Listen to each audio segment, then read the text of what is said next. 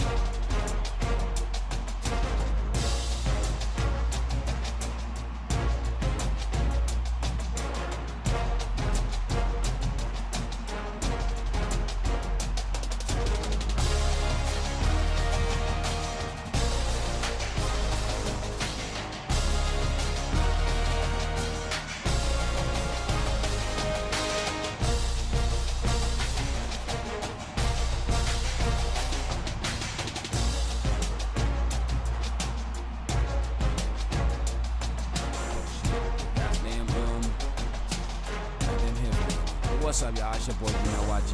Plug the headphones.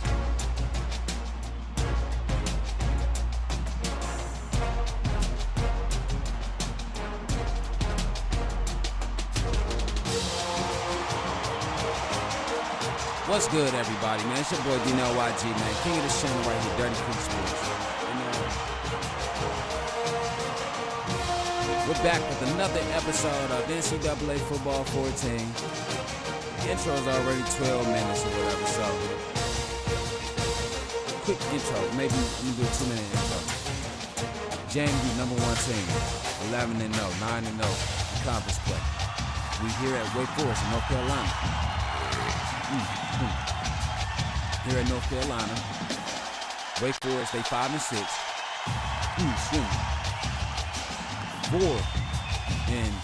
4-6 in conference play. And it's the final regular season finale of every senior's career. Right? So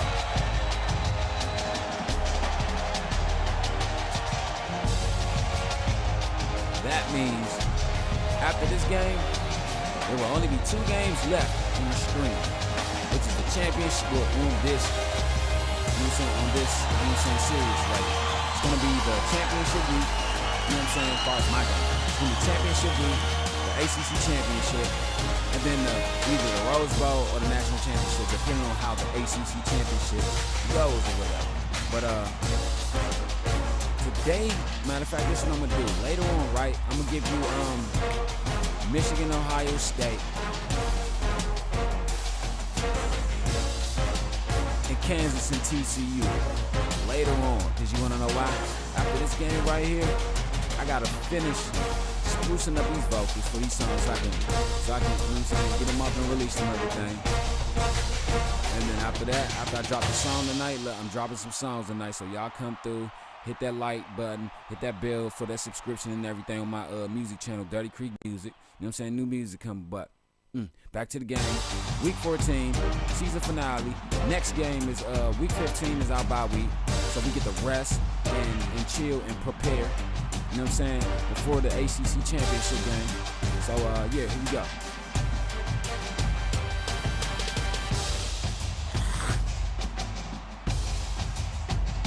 What's up, Murphy? My bad. I just saw your motherfucking comment on my phone and shit. And then I just happened to look at the screen and shit. Turn over and say, oh, you did hit me. But graduation day was, well, senior day was yesterday. You know what I'm saying? So today's the regular season finale or whatever. You know what I'm saying? Oh, just in case you ain't see my plaque or whatever.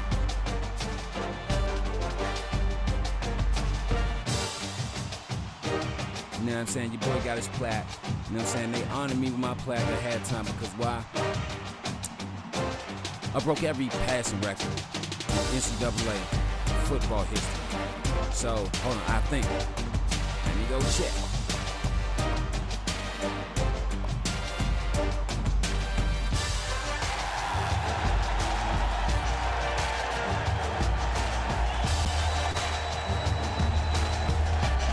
This is what,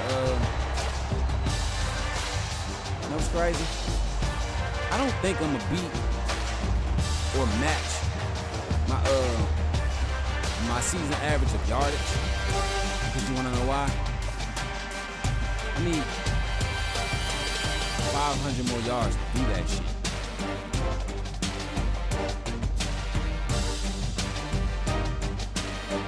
Oh yeah, I beat it. I beat everything, individual career, NCAA. So I hold the record for, damn, 236 touchdowns, nigga, what the fuck you been doing? You throwing 10 touchdowns a game? 236? I need to go back on my motherfucker, see, that's what I should have been doing, like, seasonal progress, like, you know what I'm saying? Oh, matter of fact, they do that seasonal progress. What happened? I just say no, bro, what I do? Passing yards, individual career, 20,591.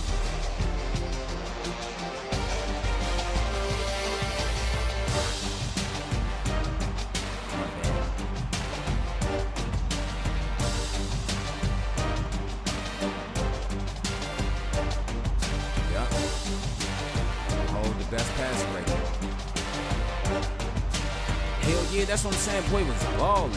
236 touchdowns. Let me tell you, the average college quarterback don't even throw 100 touchdowns. Well, yeah, don't even throw 100 touchdowns in a career. The average NFL quarterback don't even throw 150 touchdowns a career. But 236? Like, come on, man. Now, let's get into the game right now because they all in the field waiting. So.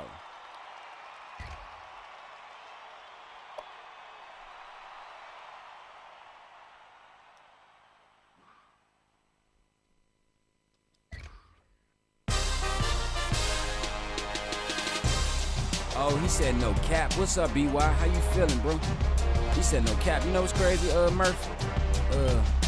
Shout out to BY and my homie Murphy Law, Byron Jackson, Murphy Law. You know what I'm saying? I always get shout outs at the beginning of my videos. You know what I'm saying? You know what I'm saying? Not because someone didn't give me a shout out at the end of their video, not taking any shots of those things. See what I'm saying?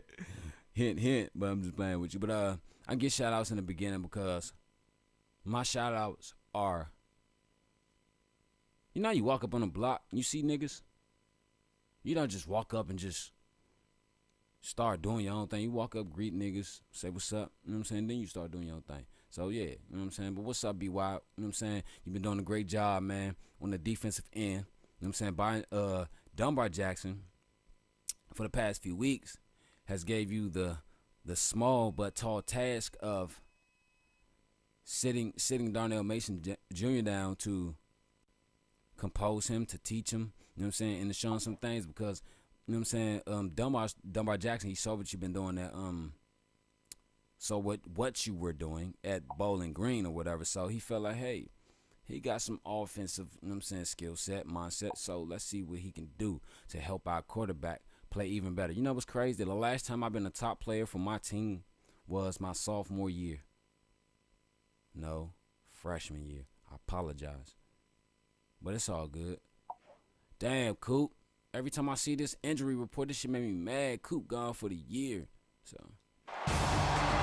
Glad to have you with us in the studio. Matter of fact, I'm gonna say it like this. The EA Sports NCAA no, Football because 14 pregame show presented I've been streaming and doing my music, bro. So it's like that excites.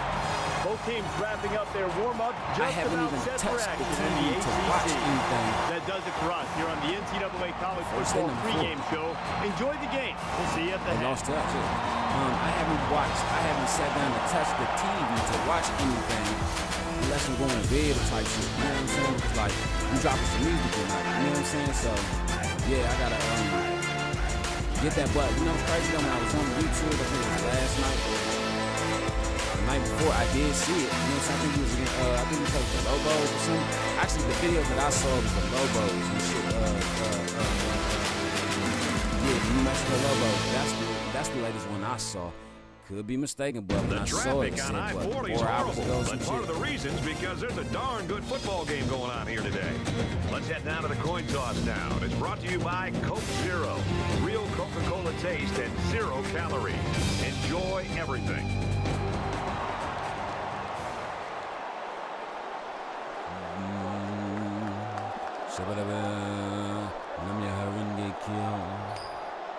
Got it. So.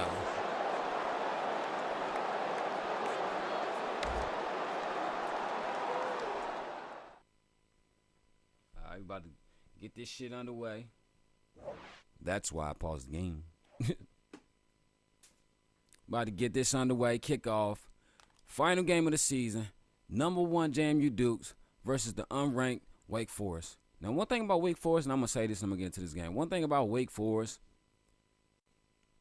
has always had a defense. Wake Forest has always had a secondary. You know what I'm saying?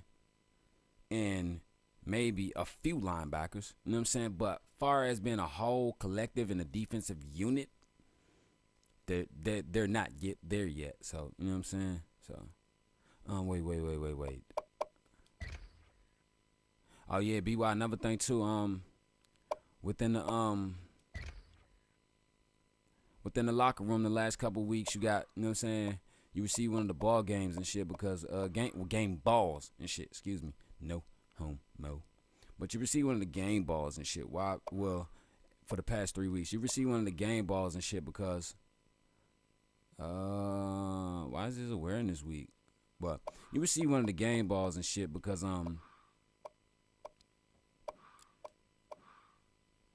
the past 3 weeks, I'm gonna take the first 5 weeks where you came at. You know what I'm saying? Because you've been here you've been here 9 weeks now and shit. You know what I'm saying? So what I'm saying is, take the first 5 weeks out.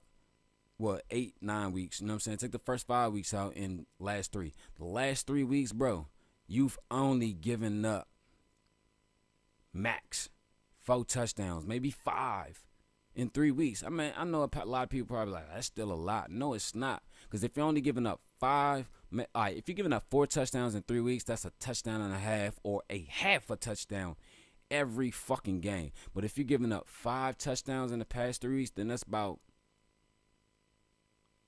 because this is what I'm going to say. That, who the fuck scored 31 against us?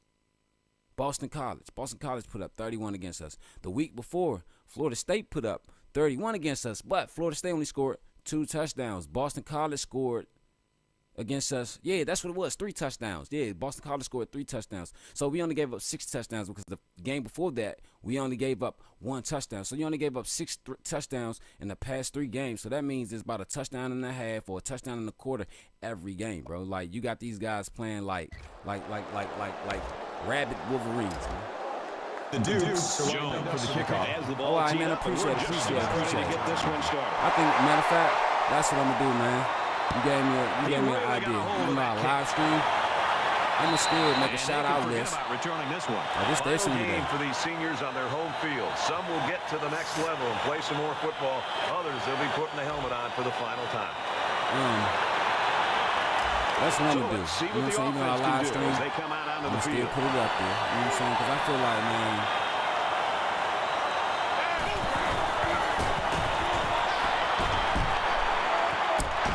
shit, controller. He gets hit out of bounds at the 34-yard line. I think it was a great play call. It was very well executed. Any coach would be happy with that kind of Come on, outcome on a bitch. first or second down play.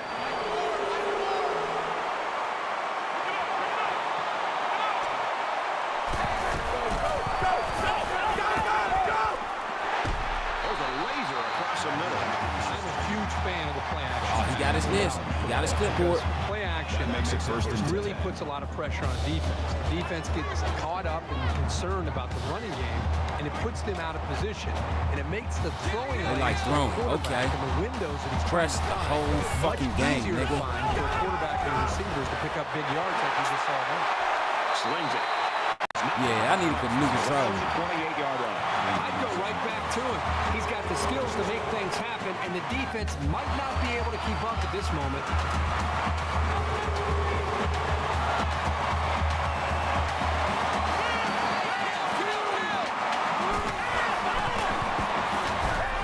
Tackle made at the 21-yard line. He ran a good route there and was able to pick up yards underneath the coverage. You just made the list. Small portions because it My man benefits said, the in the offense, words it of can Chris open things up to Jericho, the big play. you just made the list.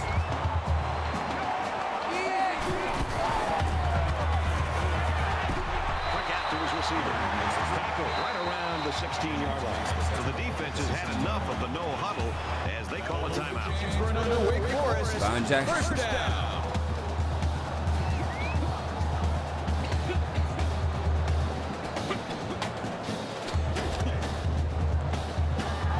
First down, Right. 10 yards to go. Yeah, the Walter On the Jericho 16. show. The Y2J show. You know, that's not the only show that Jericho. What? Throws to the receiver. Got it for the touchdown. Yeah, matter of fact, that's what it was. It was first called the Walter Jericho show, and then it was called the Y2J show.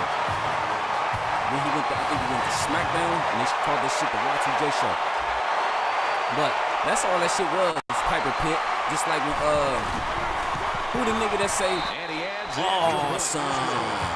Oh, The Miz. When he had The Miz report. Oh, The Miz report was beating shit. The Knights were ranked 23rd. The victory was solid. you'll see how much it impresses the voters. Teams take great joy in winning and almost as much pleasure. Shout out to TB Wells, his team won. Central Florida. Okay, yeah. Shout out to my homie TB Wells. Reese Davis. Back to the action here. Could you imagine you go on the late show with Jimmy Fallon and him and all the other late night niggas? Hey, bro, I seen that shit. I was like, what the fuck? I thought they was on Jimmy Fallon tripping. He just drills this one. And it goes into the end zone, down for a touchback. Carter's a guy, not only a great football player, but Herbie, you and I had a chance to talk to him this week. He's a special kid. He really is. I think he has his head focused and just seems to be a guy that really wants to continue to drive to become even better. Everybody's telling him how great he is, but sitting down with you and I, he was talking about the work ethic that he has and how he continues to try to push himself to become a complete player. I really love his attitude. Hey, quick question for everybody, right? He's to the 40. See why? Quick question. Not a quick, remarkable season. not just a quick question, but last game. Right now, he's got to not let that go to his head because the guys on the other sideline would like nothing more than to make him forget all about it. Inquiry, you know what I'm saying? However the fuck you want to pronounce that shit, but a serious inquiry. First and 10. I know I could do it myself, but it's going to be hard focusing on that aspect of my career if I have to do the other important stuff. You know what I'm saying? Myself and shit. What I'm asking is, whoever that be's on this stream or hears my videos or watch my videos or listen to my music, you probably know what I'm about to ask, but real nigga shit, man, I need a manager, dog. I don't think it's because I don't have the money to put forth in my career or, you know what I'm saying, shit like that. It's second down. I think the reason I haven't gotten nowhere in my career really is because I don't have no manager. If you want to know what a manager is, the manager is that person that's out of everyone. You know what I'm saying? Tries to fit it in there, and it'll be intercepted. That's a great tackle. The 48-yard line. I really like this corner's no route ability to runners, read the play. It's no route runners. Very good football smarts and pretty good hands, too. What I'm saying is, I'm not where I need to be because I don't have a manager. That manager is that nigga that's gonna go above and beyond to make sure that you get the best opportunity in your careers. You know what I'm saying? Even if they fuck you over in the end, because you gotta think, if I'm your manager, planning to fuck you over in the end, because I see, oh yeah, I can get money like this, you know what I'm saying? I'm gonna make sure you get the best opportunity and all that other shit that's possible. Good, impossible. But you wanna know what? When the time is right, we're gonna strike. He's under pressure. See what I'm saying? Look at that shit. This game is glitching, dog. Quarterback, and right now, I think they've got him with some happy feet. He appears to be a bit rattled. They're about 4 yards away here on third down.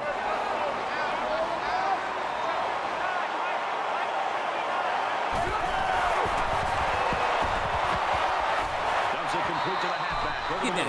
And he's taken down at the 48. 2-yard loss. Really, they just had nowhere to go after the catch. Oh, now I see why. All right.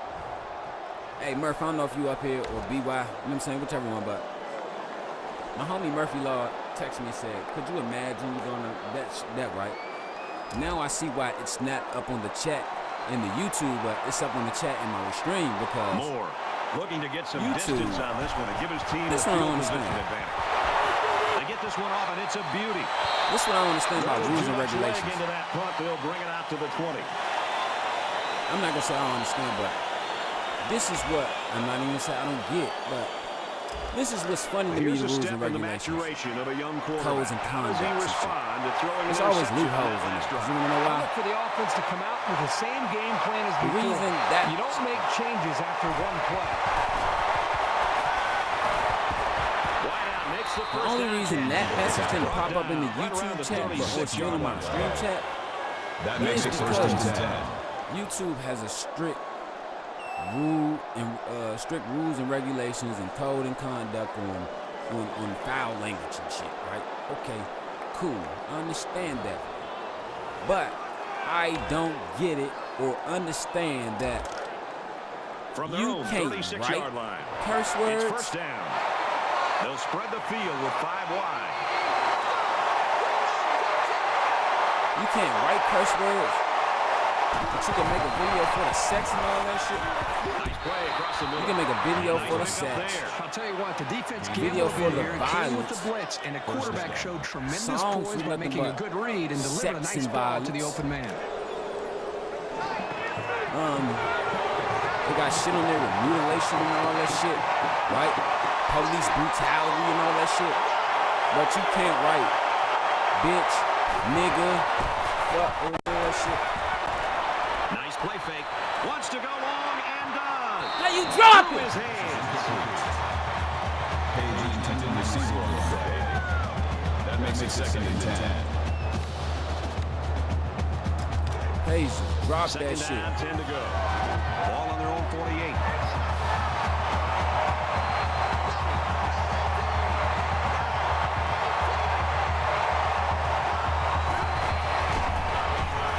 Heading for the corner.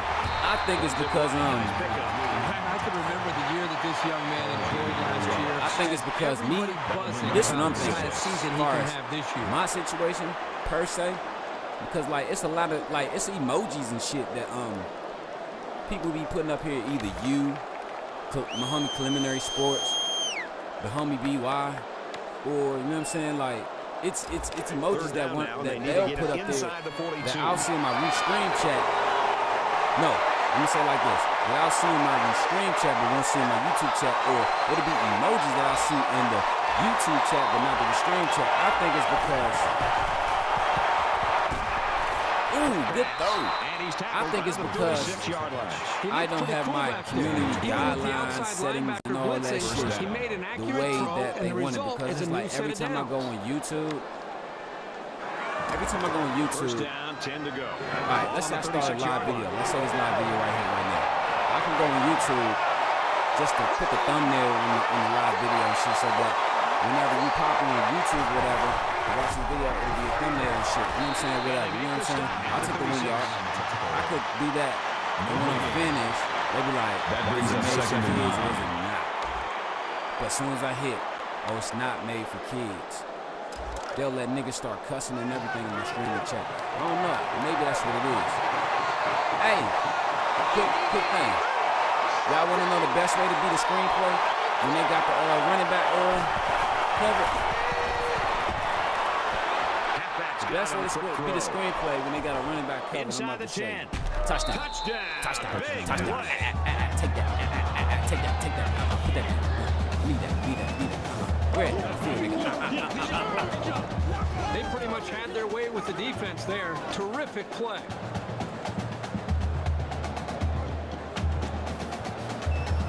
Hey, y'all. Last night, right? I was on the phone with my little friend and shit, right? We was talking and chilling. Well, actually, we were talking and shit, right? And she was also listening to me do Here comes the record my kicker music to try while to she's on tie the this phone. game up. She was like, I'll tell you if, you know what I'm saying, if you need to record it over or not. You know what's crazy? And he hits the PAT. Extra point She had attempt a is great good. A quick update now. Here's Reese. Action Yeah, let's do the unfolding in Louisville. And for Boston College, they can't afford to lose today's game and expect to make a bowl. The Cardinals lead 21-14. All right, thanks a lot, Reese. You're right about that, Murph.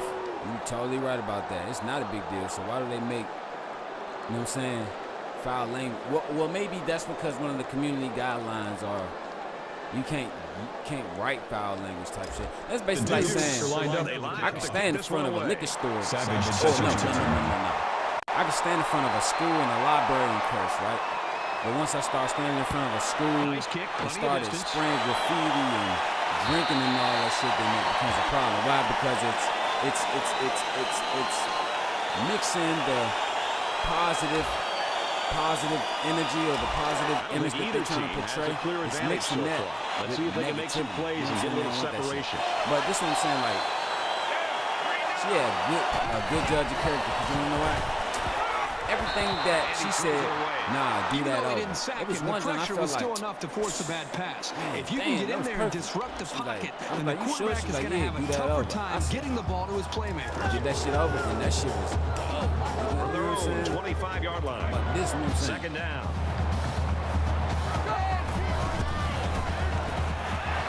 Gets it out quickly. He's taken down right around the 26-yard line. Nothing going on that play. Well, here I think the quarterback needs to be a little bit more patient in the pocket. He can allow his receivers to get downfield a little bit before he throws it.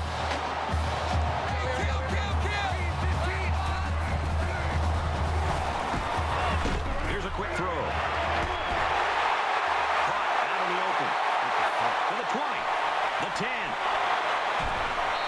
Spectacular play, and now it's first and goal. This nigga carried the whole bag of laundry to the motherfucking laundromat by himself. And he found him with a perfect strike. That's nice passing for a first down.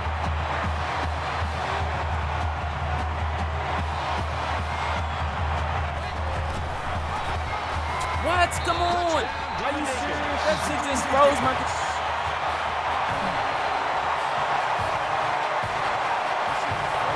Fucking froze.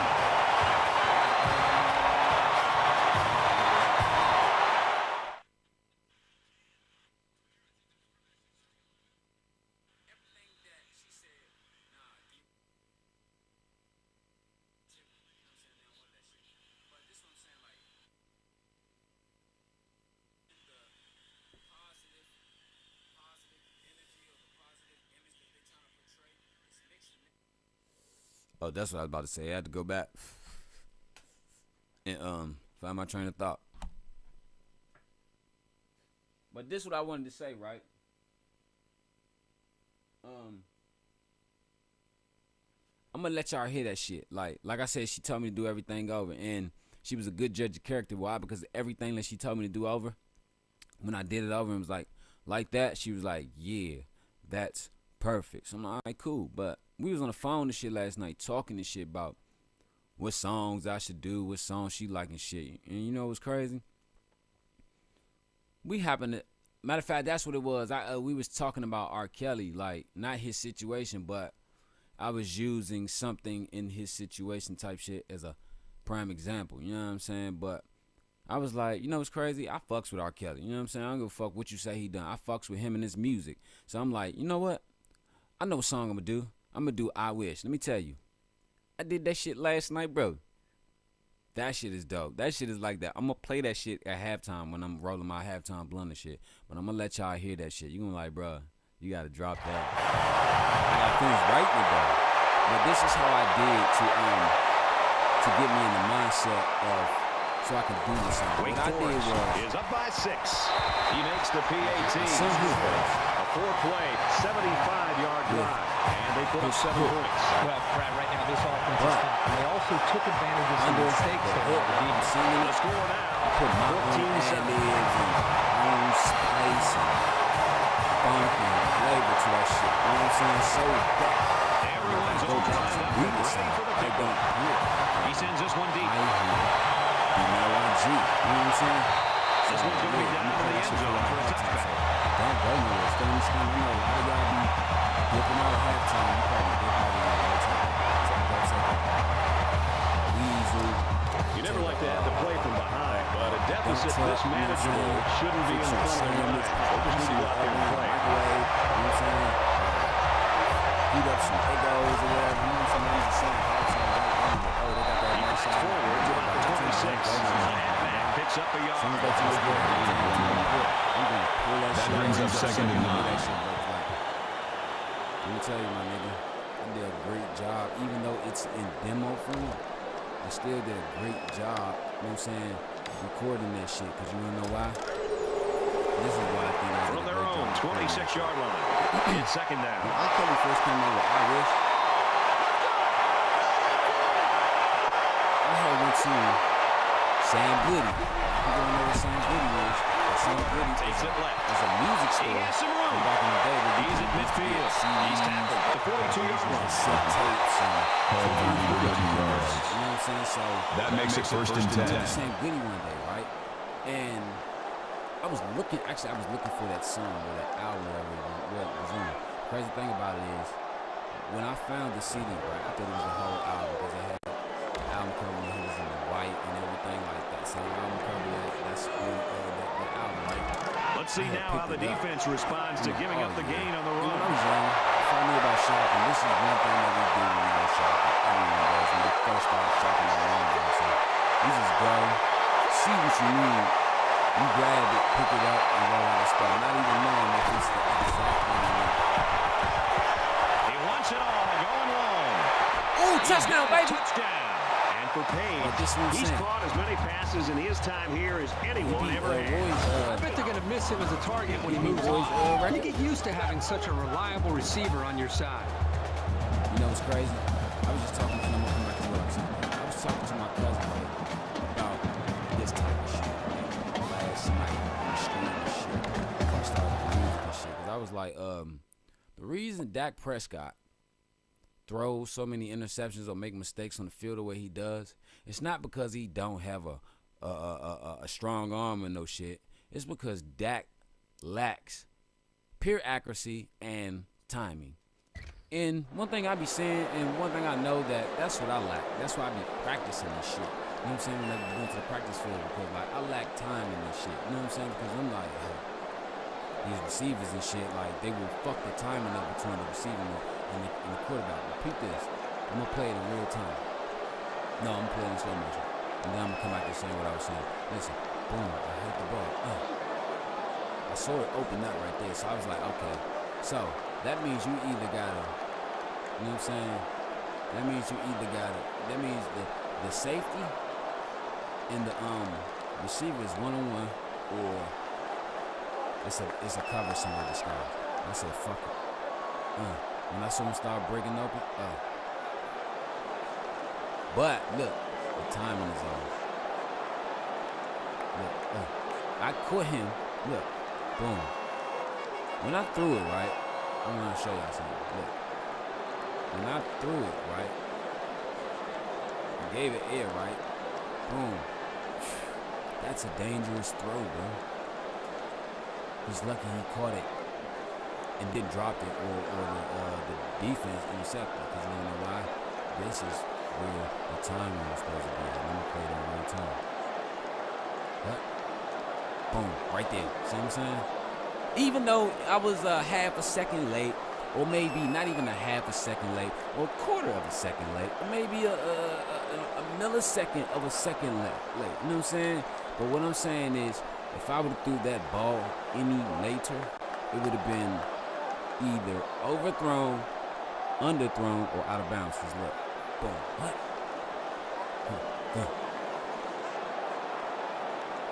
Cause why? The receiver didn't see the ball. The receiver didn't know where the ball was at. Cause his head turned. But see, that's why I threw it when I did, cause I saw him with his head turned. When you turn, listen, when you play safety, not receiver, the defender. When you play safety or cornerback, or maybe even linebacker, any position that's supposed to defend the pass, let me tell you, if you flip your hips before the ball is thrown, not 9 times out of 10, but 65% of the time, the defender's not going to locate the ball. That's why most of the time I throw the ball. Like, if I throw it before the route develops, I throw the ball when I see the motherfucking defender's head turn. You know what I'm saying? Why? Because ain't no way in hell that ball is coming, and then you just got instinct to just look back for a quick second. Some dudes do. Some guys do. Boom. But what I'm saying is, as soon as I saw him with his head turn, it's like, boom, look. He watching me. He watching me. He watching me. He watching me. Okay, there you go. He's like, oh, he watching me. See, that shit would have been out of bounds.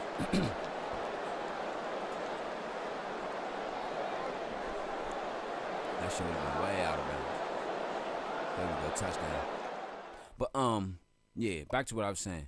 I had grabbed it, came home or whatever. Here's the PAT to tie this thing up. If you don't know what a boombox is, that is he's Splits the uprights with the extra point. Attempt is good. So a short three-play, 75-yard drive. And they add 7 points to the scoreboard. You know, you always prepare your offense to think that we're going to have some success. These guys got to line up over the sidelines after touchdown after touchdown. I didn't expect it like this.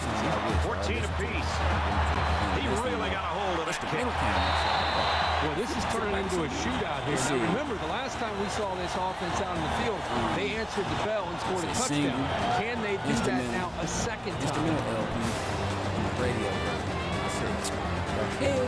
But this is what I'm saying. I love that song so much I even wrote. Like, before people was actually doing parodies, like before Wayne was doing parodies, like, I know the last time we saw this offense on the field, they drove the length of the field. And you think back to what that defensive coordinator tried to do. He tried to change some things up, but nothing seemed to work. It's going to be interesting to see how he can have an impact on this drive. That is Beyonce's That is Beyonce's flow. That is her.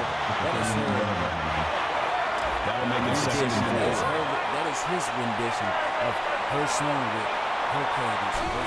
How great you came out. Fires quickly to the tight end. He might have a chance. That's a great tackle at the 44-yard line. That one goes for good yardage and a first down. Yeah, that's just a nice gain on second down. You know what I'm saying? 2006. How great you came out 2006. Lil Wayne got his upgrade in 2007. Complete. He's got room. And I noticed that was crazy. What I'm saying is before Wayne was doing this shit, we like, That's good enough for another way to go. First down. You know what I'm saying? Because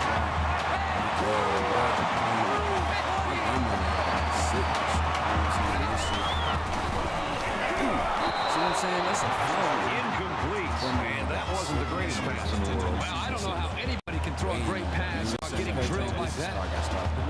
This story right here is going to run into how I got started. From the 42-yard line, it's my grandmother got sick in 2000. That's when this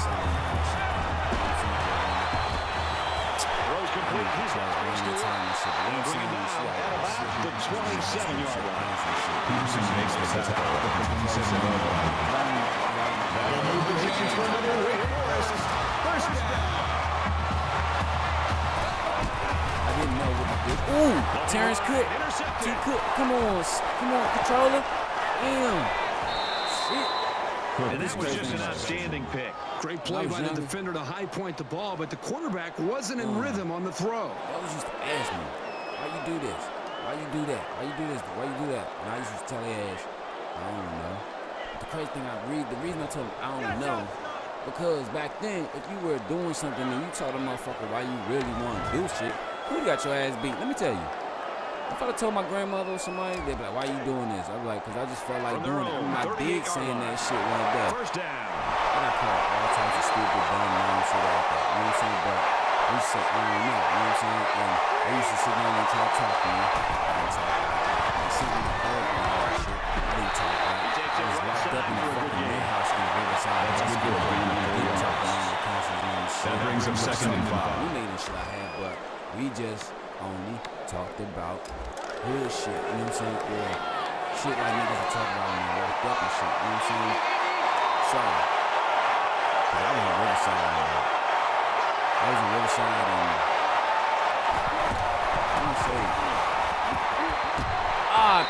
come on, Brad, this guy had a huge year last year, but look at him now. I think he's much bigger than he did a year ago. Look for him to have a huge year. She died in 2001, if I'm not mistaken. But I was locked up anywhere from between 98 and 2000. In 2001, I was up in that bitch. You know what I'm saying? But what I'm saying is, I didn't talk to nobody. You know what First I'm saying? down, 10 yards to go. She got sick. Ball on the 49-yard line. I didn't talk to nobody. You know what I'm saying? I just wanted to be alone. So what I did was, you know what I'm saying? Matter of fact, that's what the fuck it was. That's what it was. Okay. That brings up 2nd and 9. Beat, right? And I had it was either I Wish or something else. I had wrote a fucking rap. You know what I'm saying? I was in, because I was in 7th grade. I remember this shit. boom, I was in 7th grade, so this was, 2000. So, I had took a beat. From the 48-yard line. Second down. Saying, this is how I knew my shit was different. Or I was different. I'm saying this is how I knew, but this was a He's sign. taken down around the 35-yard line. That's a gain of 13 on the play. That makes it first and 10. And I expressed my true feelings, like, you know what I'm saying? Basically, I put in a song like, you know what I'm saying? Why did God do it like this? Why did all this happen? And this, like, I hope she don't die, you know what I'm saying? This and that and this. Like, I'm being real. First and 10. So it's a All on nigga the in my class 35-yard named line. Roger. You know what I'm saying? I'll never forget this nigga. I'll never forget this shit. I'll never forget anyone who ever died me. I just hated on anything girl tried to do. This nigga said, like, you know, it's a bitch now.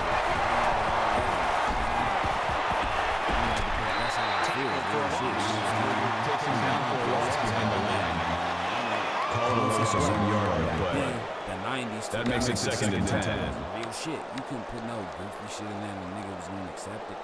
And the crazy thing about it is... From the 36-yard line. Yeah, that's when it was. Second down. Yeah, it was 2000. You know what I'm saying?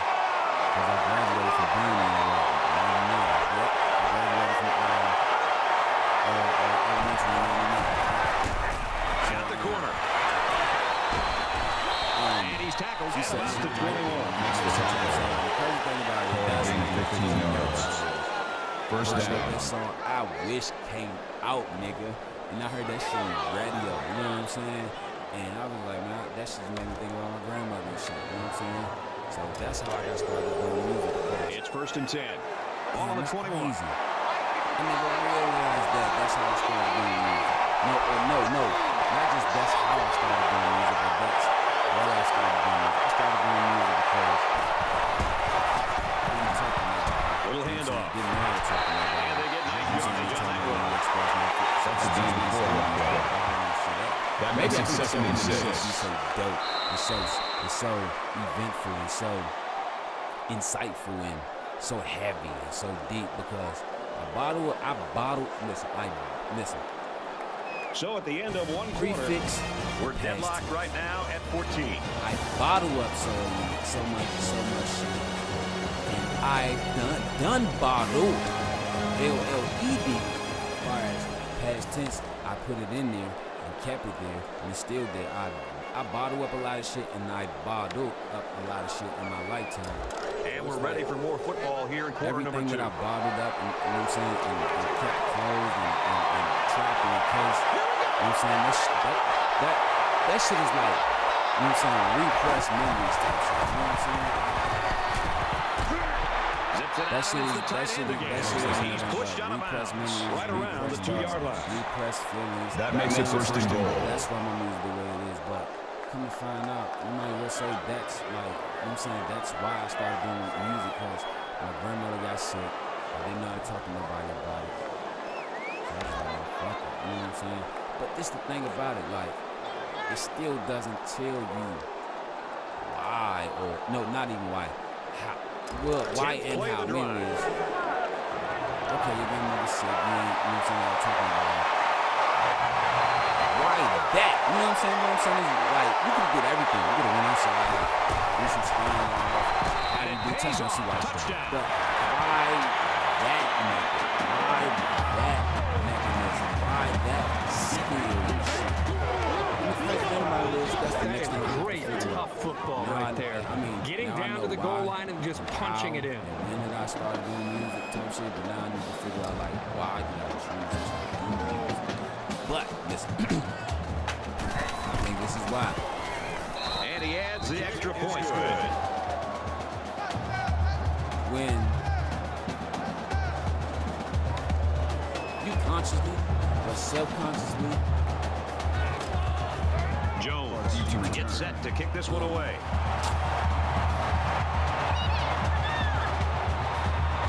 fulfill yourself consciously, but subconsciously, forget about returning this fulfill one. yourself with something.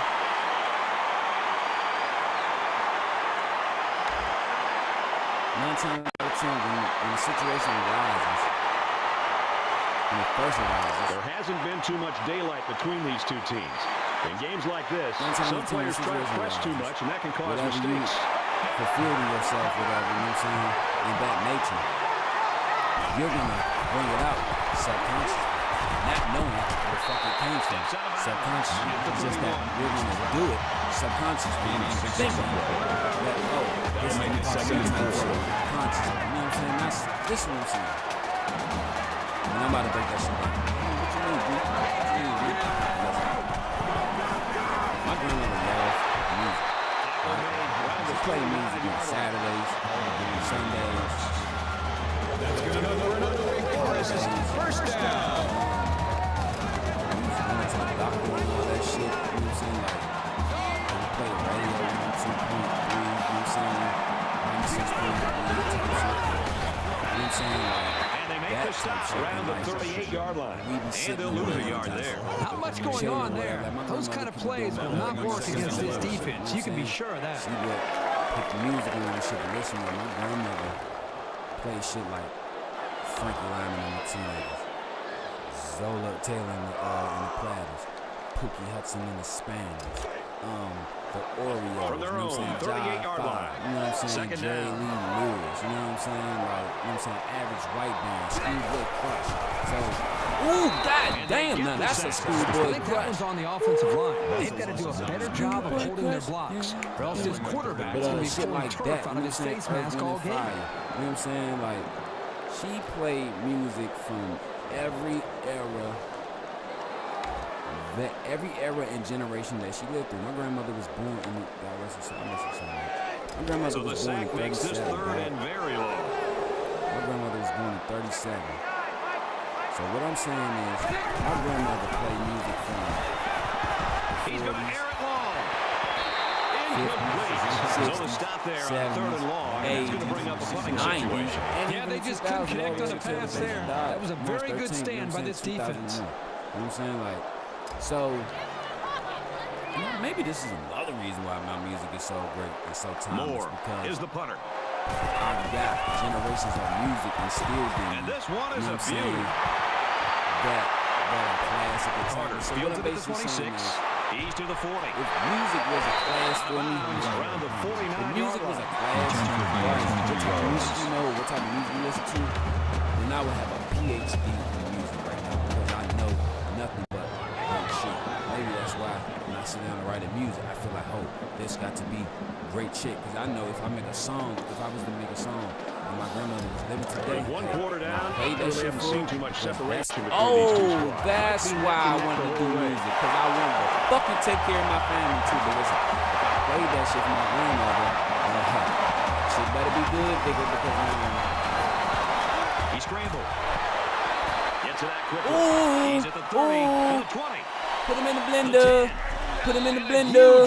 Return to sender. And This for was Page, and I played he's that now shit the for him. school's all-time leader in receptions. And you know the It fans better really be good. It appreciate better the be effort great. he's given You know them what I'm over saying? his Because, time here.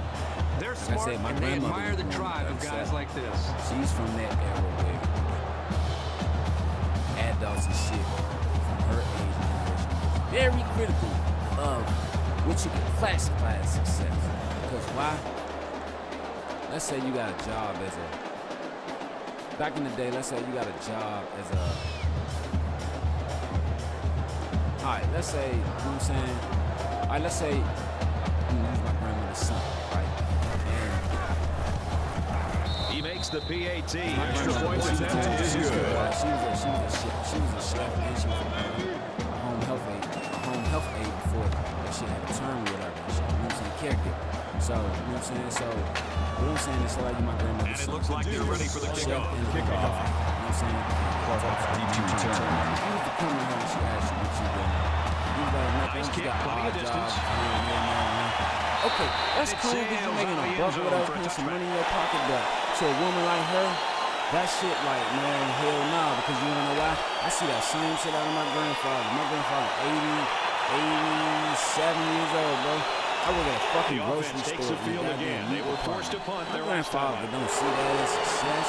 He keep telling me go to the post office, dog, but I'm like, I don't want to do that shit. You know what I'm saying? I want to do what makes me happy. You know what I'm saying? What the fuck makes me comfortable. You know what I'm I'm saying? Like, that's what I want to be type shit. You know what I'm saying? I'm just going to the grocery store and say, think of this receiver after that play? The quarterback made a nice throw, but it was the receiver who made this happen. That's a great way to make a statement. I work anywhere between 5 and 7 hours. My grandfather told me, you know what I'm saying, if I started working there, he was like, shoot, you really post out with a job. But the Sunday 8 hours. That ain't much. That ain't nothing. First, nigga, you know how much I make an hour there? You know what I'm saying? Like, that's what I'm saying. Like, it's not about your hours, it's how much you make. How you, you know what I'm saying? How you say that money. You know what I'm saying? That's some motherfucking $12 an hour type shit. He makes it to the 15-yard line. You know what I'm saying? That's good for a gain of 3 yards. Shit, you know what I'm saying? That'll make it 2nd and 7. That's how she would look at it. So I'm like, whatever I do, you gotta be great. You know what I'm saying?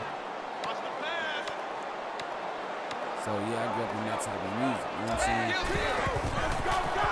Ooh, damn. He tackles him for a loss.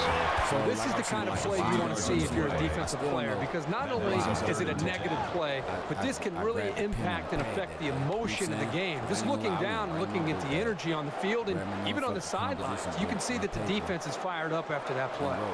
And another thing too, every morning from the 18-yard line, class, 3rd down. Well, when class starts, you know what I'm saying?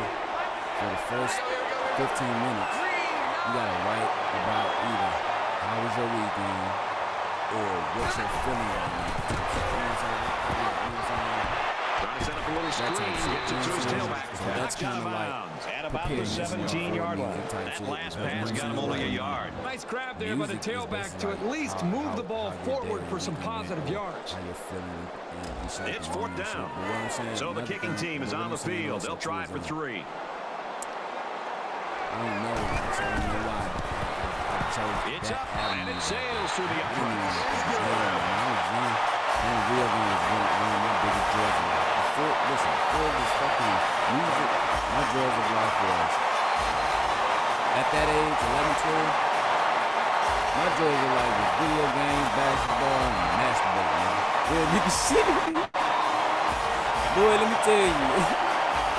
I'll grab that pink moisturizer, nigga, go to the bathroom, turn that shower on. They be like, oh, this nigga in the bathroom again. I'll be in that bathroom like 45 minutes crushing my motherfucking soul, nigga. I mean, I ain't no goofy, weird, clown ass nigga, but Carter's game is about giving it to him and giving it to him and giving it to him again, Kirk, and he just keeps ramming it in there, and he's not disappointing anybody. No, not at all. I mean, the one thing about his game is he's so versatile, and they've found unique ways to get him the football, and he's not let this offense down in the first half. He's off to a great start. We'll see what he can do in the second half. The offense really came up with a nice drive there last time out. And most of those yards came through the air. This defense needs to improve from front to back. The line needs to put more pressure on the quarterback, and the defensive backs need to stick it to these receivers with tighter coverage. Gain of 4. That makes it 2nd and 6. You know what's crazy though? I let my grandmother hear that shit. 29-yard line. It's 2nd down. My grandmother died when I was 13, so I must have been like, my birthday's in January, so yeah, I was 12. She said she's right around the 36-yard line. About 7 yards there on the scamper from the halfback, and that's going to be good for the first. Pretty good run here. The tailback got the ball on the pitch out and did a nice job of following his blocker. Was able to pick up the first down. I was with my grandmother. From their own 36-yard line. First down. And then I saw her neck falls like, oh man, this is a scary situation. They're doing the new thing.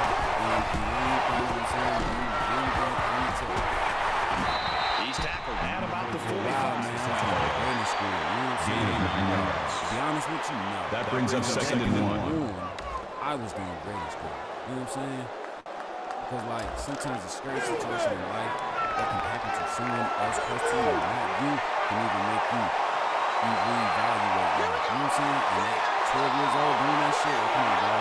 That young nigga got something on his shoulders that everybody needs to be afraid of. You know what I'm saying? That's how I feel. Up the middle for a nice game. I was helping Gain of 5 yards. First down. This and that, you know what I'm saying? Ask me what she did, this, yeah, blah, blah, blah, you know what I'm saying? First down, 10 to go. Ball on the 50-yard line. I'm saying? But the reason but I had that song already written, never recorded. I knew that I heard.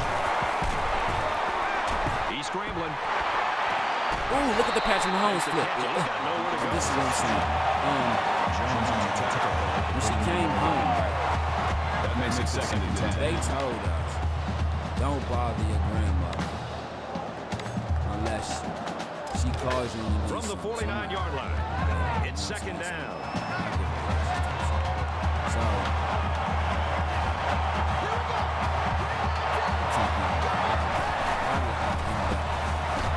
Here's a handoff, left side. He's knocked out of bounds at the 44-yard line. That's good for a gain of 5 yards. but I think that day she asked me make it to drink 35. some water or something, you know what I'm saying, so she could take a medicine or some shit like that. I think, don't quote me, boy, because I ain't saying shit. I think. But 3rd down, I know I was 5 in her yards to room. go. Ball on the 44. I was like, yeah. I was like,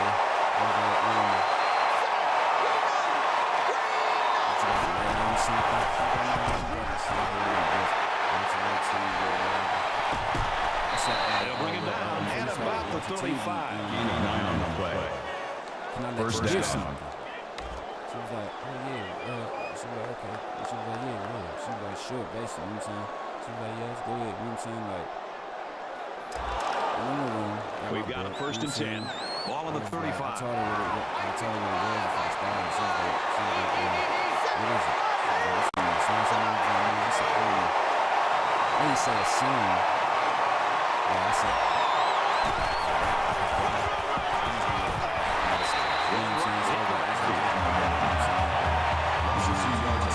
That'll bring up 2nd and 12.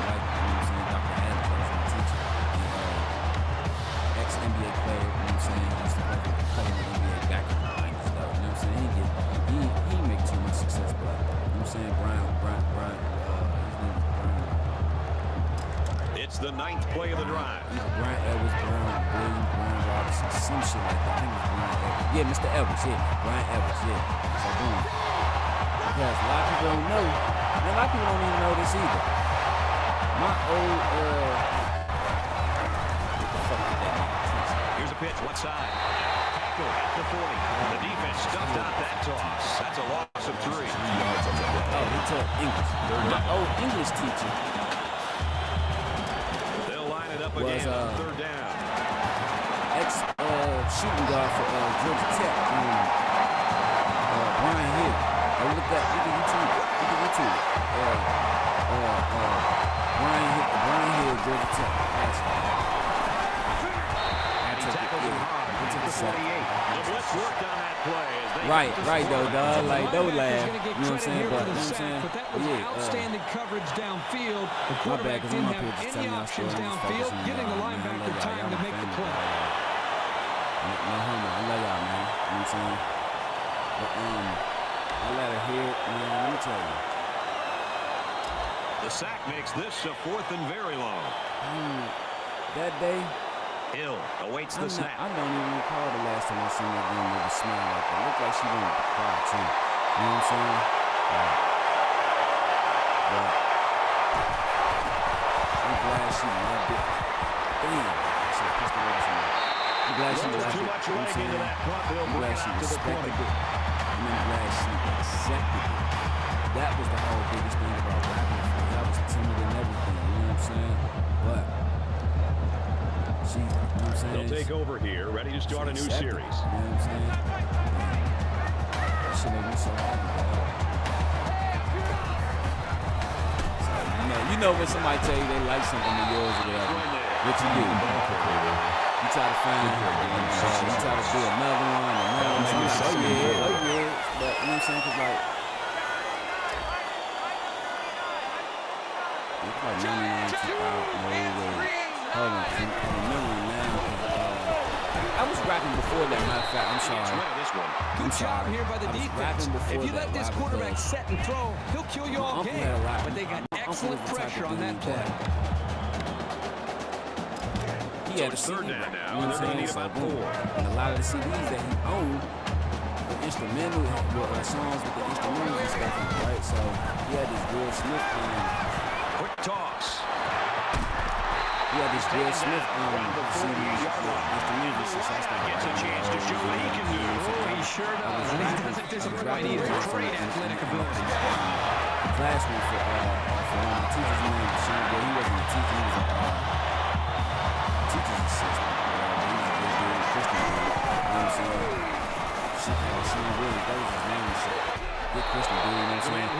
He always used to bring his keyboard. 5-yard loss on the play. This defense is fast enough that they can create negative yards on completed passes. So the offense might want to consider that next time they try that play. Yeah. So that was 98. It's second down, 15 to go. Ball on the 47-yard line. 6th grade. 99, 2000, 7th grade. 2000, 2001, 8th grade. All right, so boom. Fires out to his receiver. So, yeah, boom. Around the 40-yard So that's when I did write the song. Yeah, all right, so 98, That'll bring up 3rd and 2. I was here and there with this shit for real. You know what I'm saying? Like, it wasn't even no bottom of my mind type shit. You know what I'm saying? To really pursue that shit. You know what I'm saying? I mean, but Mr. Williams, right? He's level. He gave me the support. You know what I'm saying? Nowhere to go on that You know what I'm saying? Boy, you're right. He's First, lucky he held on to the football. This is what made me want to push it. Not what made me really want to push that shit, but this is what happened to me one day, right? I had roto rap and shit. You know what I'm saying? He's going to try to coffin corner this one. But to be honest with you, no. I can't remember, but this is what I'm saying. Some of the first raps and shit I wrote,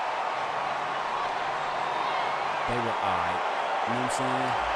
I didn't feel like they were good enough because I feel like, hey, I'm not rapping for real, but I'm trying. You know what I'm saying? And It's away, and it's a booming punt. when I first started writing this shit. First push goes over the goal line, and this will be a touchback. Let's listen to Well, the way they played in the first half, Kirk, as they go into the locker room halftime, I think the coaches will be happy, but they'll want to keep the pedal to the metal, I'm sure. No doubt about that. In fact, I think a good opportunity for them will try to be able to score early in the second half and maybe all of a sudden kill the will of that opponent. All of a sudden you get those backups a chance to go out there and get some valuable playing time as well. They were forced to punt the ball away the last time they had it. They'll be looking for a little more out of their offense. He started laughing. No wonder why he laughed with the other girl. He was like, man, you a funny dude. You a funny kid, man. He's like, that's what I like. He's like, what? He's like, man, that's a good rap you go. He said, it would be great if it was. I said, what you mean? He's like, man, come on, man. You know that's Will Smith, man. Has it to the senior.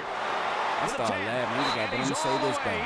By the way you flowed it and you delivered it, He now owns the school's record for touchdown catches in a career. I don't think this record has come easily for him, but he looks just as quick and sure-handed as he did when he first got here. He's got a lot of great football left in him.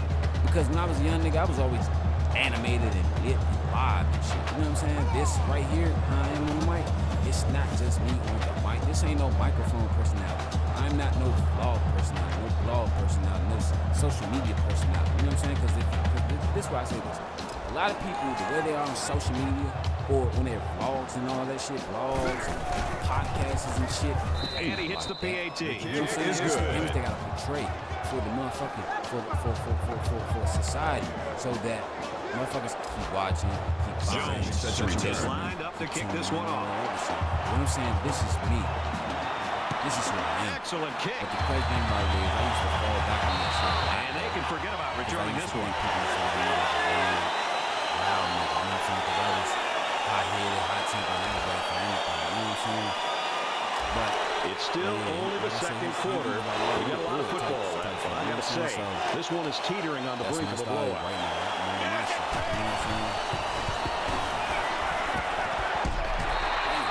Wake Forest will take a timeout. That's their second of the half. You know what I'm saying?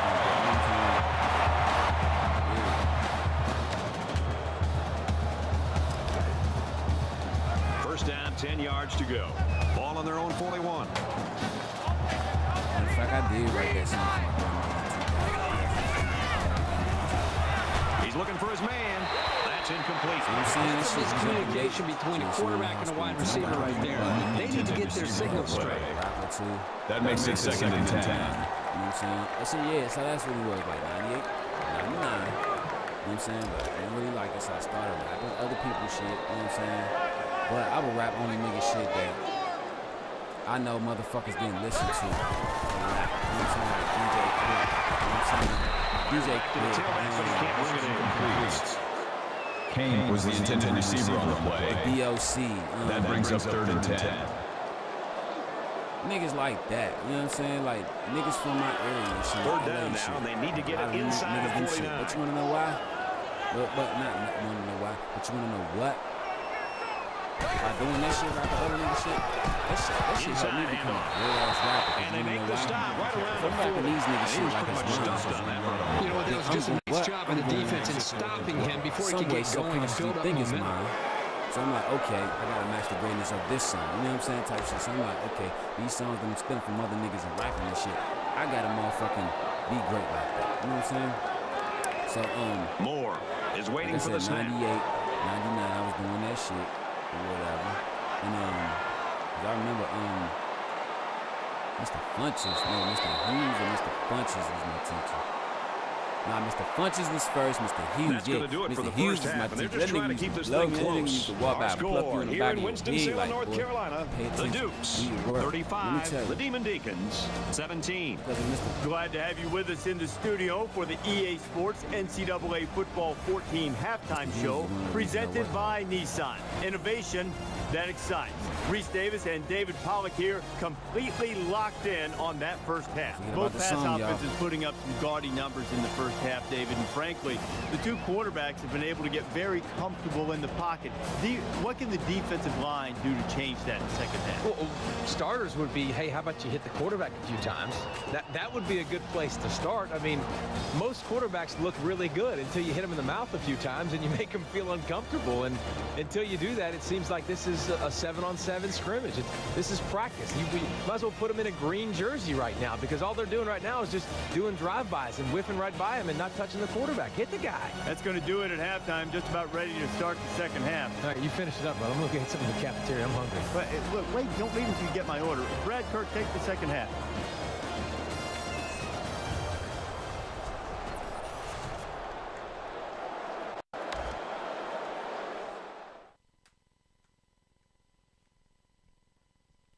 Hold up, we about to start the halftime show up. But yeah, like I was saying, Mr. Hughes showed me one thing, right? Mr. Hughes did show me how to be a man, how to be prepared, and how to be focused. That's one thing I respect about Mr. Hughes.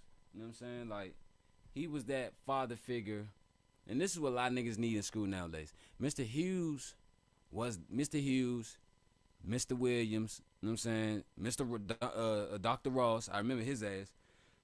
These three dudes in my life when I was in elementary, they were the father figures away from home that I needed. So basically I had the father figure, the father figure was Mr. Hughes, the brother figure was Mr. Williams, and the uncle figure type shit was Mr. Ross, but Mr. Ross was kind of like a father figure too, you know what I'm saying? And I need to go visit him at his office too because I got his address and shit, you know what I'm saying? To see how he doing. I never forget this nigga. This nigga was a vegetarian, man. Like, he was the first vegan I've ever known. This nigga would eat soy burgers. He would warm that shit up. I'm like, fuck you eating? Grease on cardboard, nigga?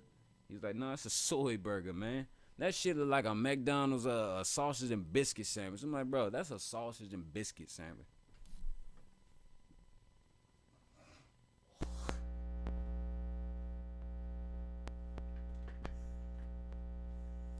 But yeah, like I was saying, 98, 99, I was writing some of my first stuff or whatever when I was doing it. Matter of fact, I think that's why I started doing it, because I kept hearing my grandmother a lot play music, and I listened to my uncle's stuff and shit a lot or whatever, you know what I'm saying? So, 98, 99, I was doing that. 99, 2000, grandma got sick. Yeah, I really picked it back up. I really picked it up for real in 2000. I played around with it in 99, 98, 99, but 2000, I really picked that shit up, you know what I'm saying? Wrote that song for her. After that, I started writing more songs and shit because, like, I would hear songs on the radio and then I would write the name of the songs down. Then I would go get the instrumentals and shit, find the instrumentals on the CDs that sound goody or whatever. And 2000, yeah, boom, I was doing that shit. 2001 came.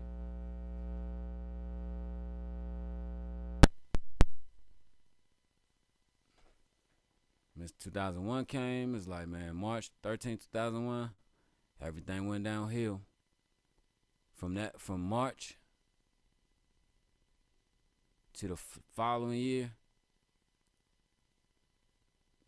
I ain't write no music, dog. When I say I ain't write no music, I ain't touch no. The only time I touched the paper was when I was forced to do some schoolwork type shit.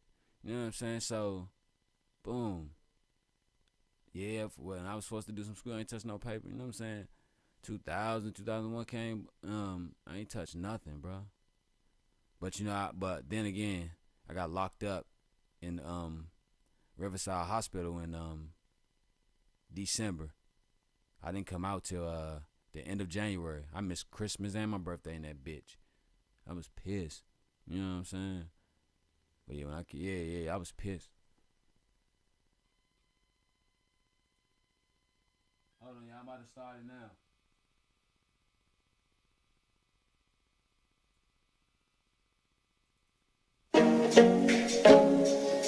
To every city, every hood, and every block, ghetto America. Rolling through the hood, just stop out and say what's up. And let you know your baby boy ain't doing so tough. Even though your past gon' fall on years, still waking up late at night crying tears. Just thinking about those days you used to talk to me, smiling while I'm sipping on this Hennessy. And remember we brag on how rich we would be. Forget about this feels like a fantasy. Now you hear my songs, the radio is playing. Oh, I can't believe my ears and what everybody's saying. Boy, I tell you, folks don't know the half. I would give it all up just to take one ride with you. How I used to kick it on the front porch with you. And how I used to lay back and smoke weed with you. And all the little basement party joints we do. Now I'm just missing you. How I wish that I can hold you now. I wish that I could touch you now. I wish that I could talk to you. I'll be with you somehow. I know you in a better place, even though I can't see that I'll make it one day. I know you smiling down at me, saying everything's okay. Yeah. And if I make it, I just realize see you again someday.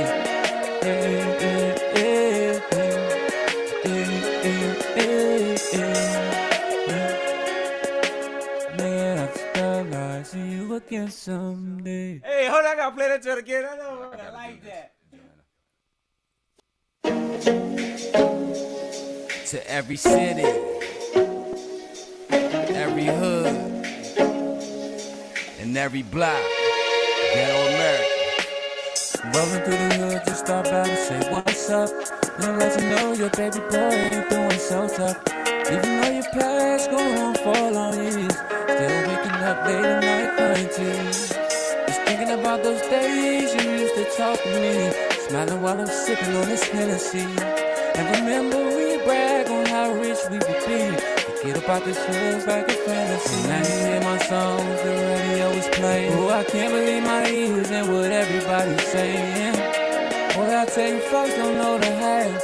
I would give it all up just to take one ride with you. How I used to kick it on the front porch with you. And how I used to lay back and smoke weed with you. And all the little basement party joints we do. Now I'm just missing you. How I wish that I can hold you now. I wish that I could touch you now. I wish that I could talk to you. I'll be with you somehow. I know you in a better place, even though I can't see that I'll make it one day. I know you're smiling down at me, saying everything's okay. Yeah. And if I make it, I just realize see you again someday.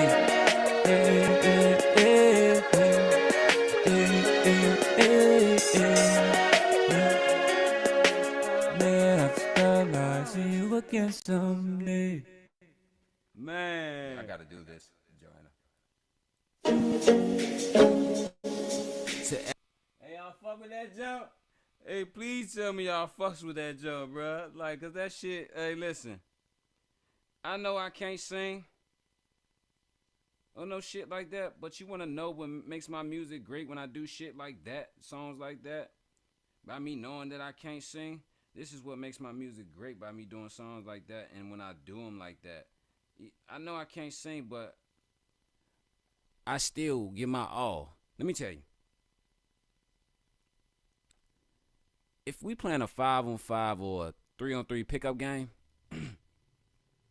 and y'all got the unfair advantage of everybody's on your team is just good, great or good, you know what I'm saying? And it's a crush, and the only good person on my team is me.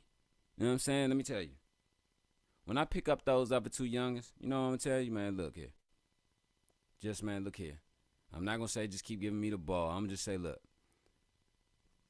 Try your hardest, do your best. If I tell you shoot it, shoot it. If I tell you to pass it, pass it. But other than that, do what you feel. You know what I'm saying? And let me tell you, and they go out there and they give they all and play like they know how to play the game. Like, I done seen some niggas that never play basketball a day in their life, but every time you pass it to them, they shoot that bitch and they make it. And preferably, it's always the white boy that's on the sideline that nobody wants to choose.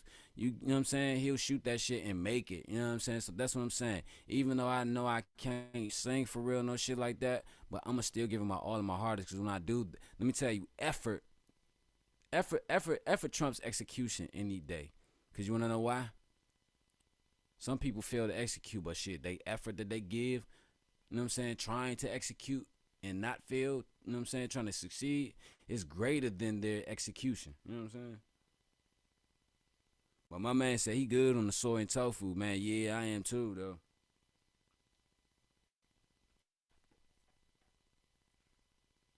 But that I Wish song I just played, though,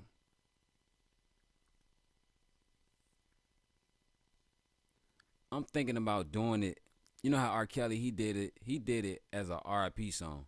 Oh, y'all go look at that not that R. Kelly, but that Lecrae song, Take Me Up. It's a Bone Thugs and Harmony Crossroads sample, bruh. I'm gonna do that one too. But you know how R. Kelly, he did that shit as a R.I.P. song, right? Boom. Okay, cool. Since we living in the time we living in, and R. Kelly is no longer prevalent or relevant unless it's about his sex case, I'm gonna take that song and make it mine, right? But I'm not gonna make it a R.I.P. song. I'm gonna make it a socially conscious song, a socially aware song. You know what I'm saying? Like I always do, damn near every time. Meaning is, it's still gonna be some R.I.P. shit in there, but for people of the world. You know what I'm saying? Not just my family, but people of the world. What I'm gonna do is I'm coming from a worldly aspect on this song, because I'm like, we need to hear this. I'm almost done, y'all. You can tap your toe as long as you want, nigga.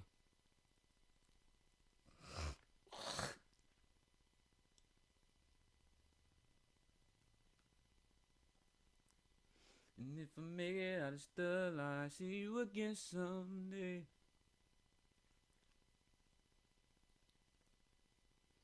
As day comes and night falls, for the rest of our lives we'll miss y'all. And even though life must go on, we still mourn while wishing y'all were home. I love that song. Nas and Kwame.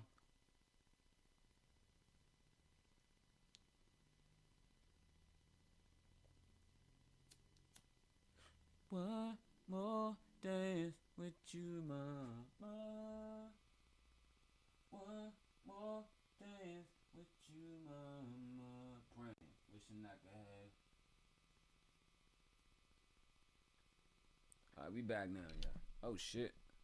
But did y'all like the song though? You know what I'm saying? I mean, you ain't gotta like the song, but did you like, you know what I'm saying, where I'm gonna go with it? You know what I'm saying? You know what I'm saying? Do you like how I did it, basically? Hold that. I knew I was tripping. Like a Greyhound and no bus planner. The fuck? I'm tripping like big shoes, nigga.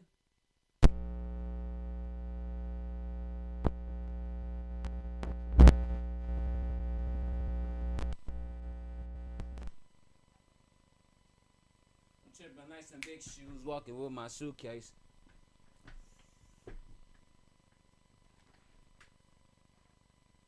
Tripping nice and big shoes, walking with my suitcase. Chilling at the house, yeah, I'm over at my boo place. Fuck that nigga.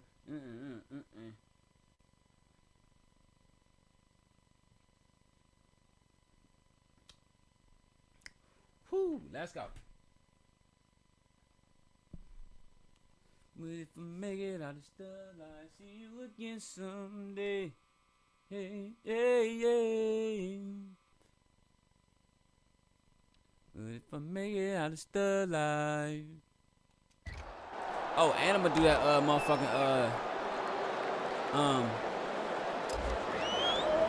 this is for my homies. Nice kick, plenty of distance. This is for my homies. Yeah. This one's gonna be down in the end zone for a touchback. I get there.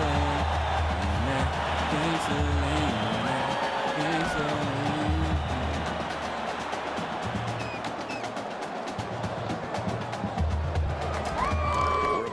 To start things up again.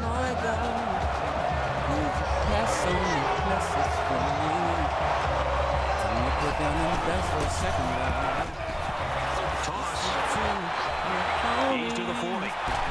Tackle at the 46-yard line. Brings him down. Gain of 29 on the play. That makes it first and 10. It's all good. Fuck y'all. I know I can't sing, but shit, I did my best. I ain't gonna say that was my best, but shit. This is what I'm saying. That wasn't even my best. That was just a pre-recorded demo track. You know what I'm saying? That would be some shit that I would record that shit like that for somebody if I was ghostwriting.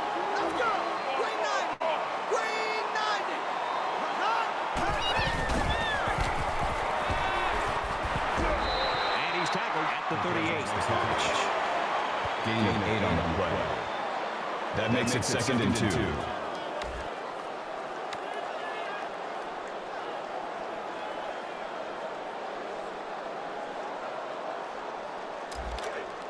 From the 38-yard line. Second down. Let's go! Line 80! Line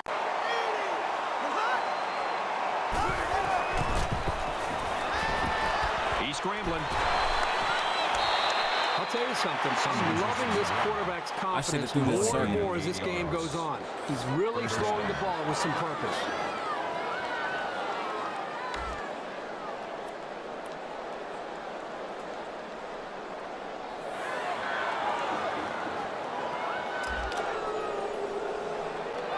First down, 10 yards to go. Ball on the 30-yard line.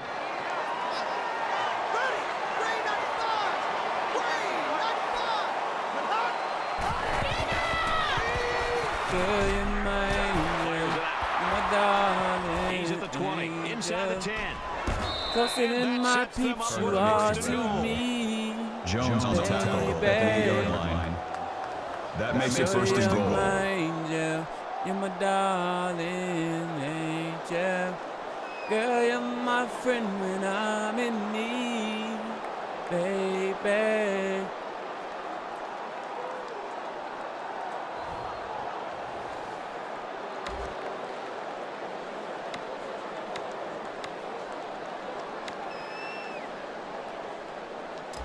First down, and they've got their eyes on that goal line.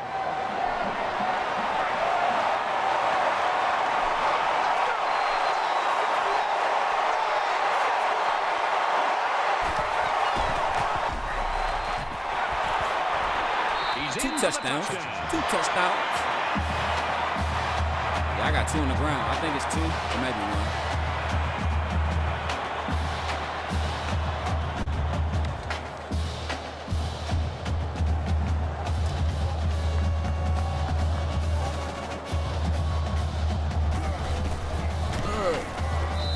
The uprights with the extra point is good.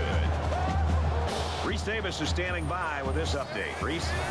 Louisville ready to tee it up in Louisville. We've been watching this thing all day long. And for Boston College, they deliver the perfect connection. Absolutely on the same page for the touchdown.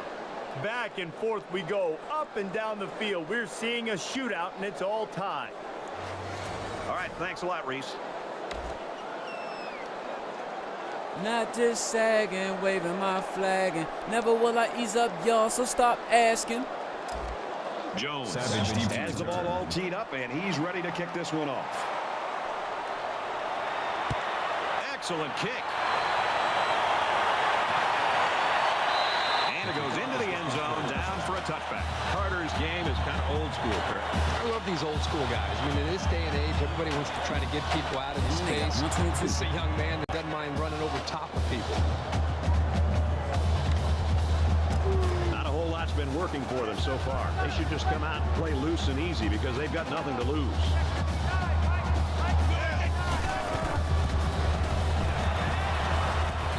Fires quick to an open man. He dropped it. Payne, the intended receiver on the play. That makes it 2nd and 10.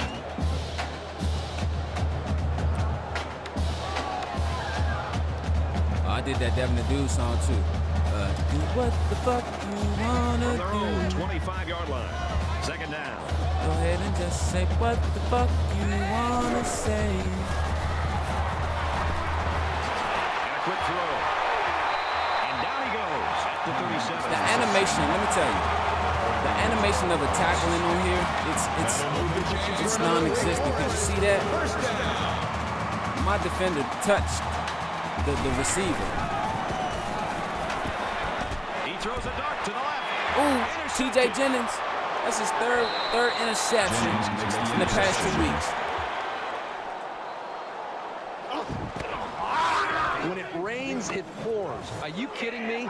An interception? You're already getting blown out? There's no chance to come back now.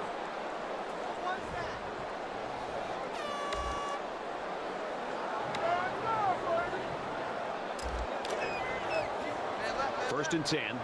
Ball on their own 35.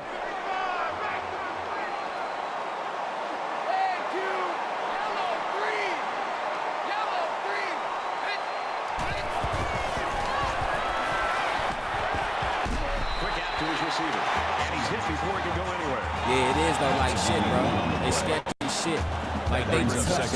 Like when I say they touch, the man, you saw my defender go into a tackle. I don't know if you did, but you could rewind it like I think it was like 2 plays ago.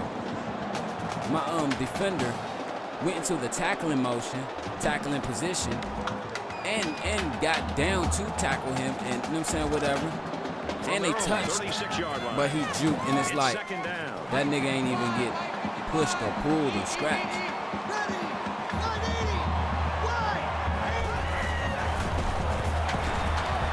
Say what you want, oh, you grown. And he shoved out of bounds around the 43-yard line. That's good for a gain of 7 yards. 3rd down.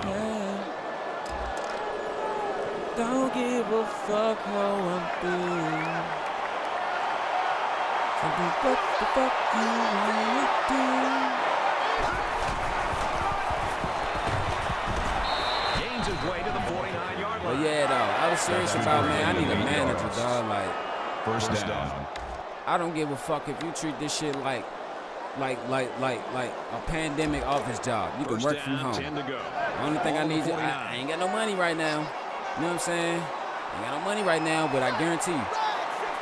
Hold on, I'm gonna say this after this drive. And remind me. Nice run to the outside. Good for a gain of 6 yards. That brings him 2nd and 5. You know what's crazy, bro? That you said that? You probably didn't even hear what I said after From the 43-yard about line. the song. 2nd down. But you're right, though. You know what I'm saying? I just did it as a demo. You know what I'm saying? But I appreciate it. Grabs it and hands it right there. That play was going nowhere. Yeah, gave a lot of credit to the defense here, recognizing pass and swarming to the receiver.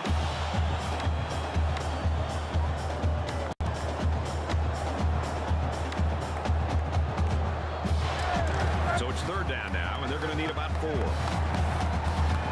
Man, shout out to Byron Jackson.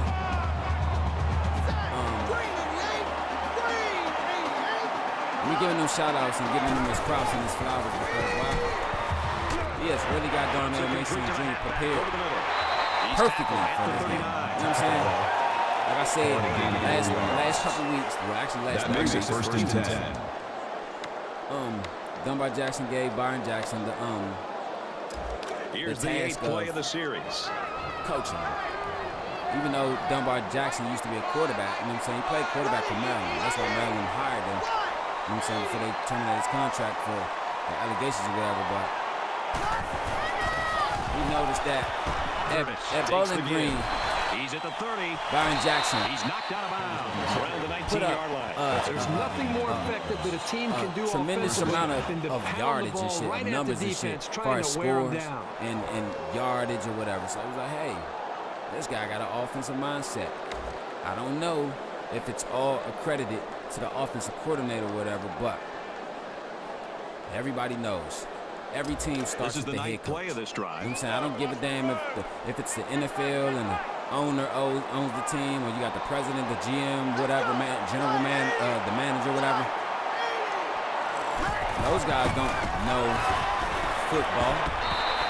They just know the business aspect. Because let me tell you, That'll make it second and 7.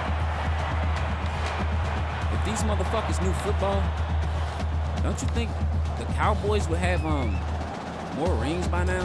This is the only reason, let me tell you, and I don't want to sound politically incorrect, but it's politically correct because the type of the style of the game of football nowadays. What I'm saying is, I knew I was on it. Tries to get around the corner. They get on the board The again. reason the Dallas Cowboys won so many won 3 championships done it in a row. Voters are trying to decide who will get their support. The 90s. They're going to be thinking about performances like this back one then in he's that having era, here today. like football was still coming about into its greatest form. You know what I'm saying? Back in that era, you didn't really have no big name. You didn't really have a big amount of name of players and shit. You know what I'm saying? In the NFL. And what I mean by that is, prime Brad, I example. thought that was a textbook I'm not drive. saying prime I thought they example did a a lot, really good because job I like of to showing break shit down balance, for mixing you the play while I'm calling talking. with the run and the pass. Just an overall well-executed touchdown drive. Peep this. You know how many defensive backs were invited to the NFL Combine this year? Wait for it. I ain't about to Google something. I'm about to go back to my point of emphasis on my phone so I can remember what I said I was going to say. But I'm going to tell y'all.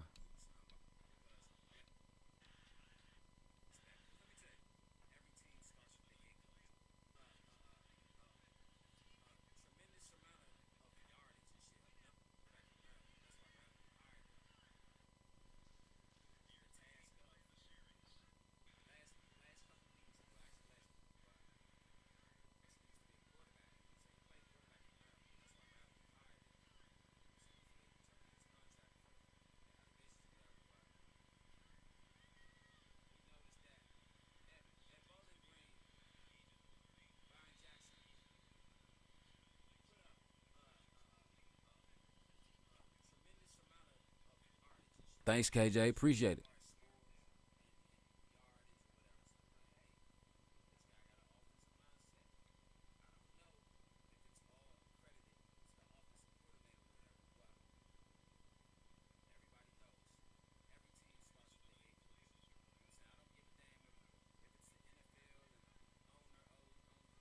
Yeah, it's back son.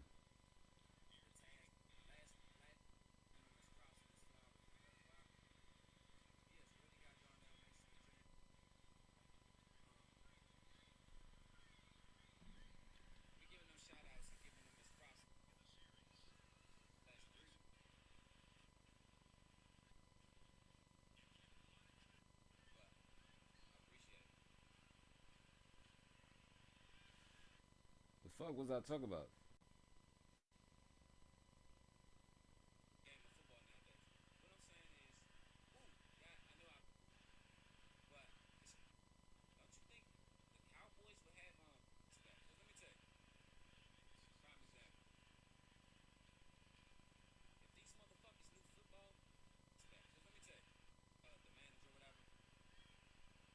I can't remember what the fuck I was saying. But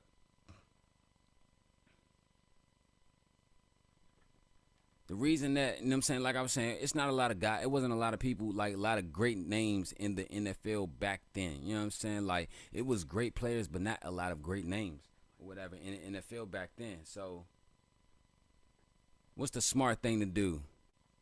Back then, it was just back then, like, you can get players in the NFL like a pickup game and win championships. Because this is what I'm saying.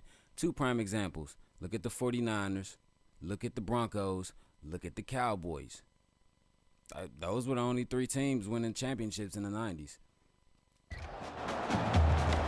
But Jones. there wasn't too many people in the game. You know what I'm saying? Great names in the game back then. So Jerry Jones did the smart thing.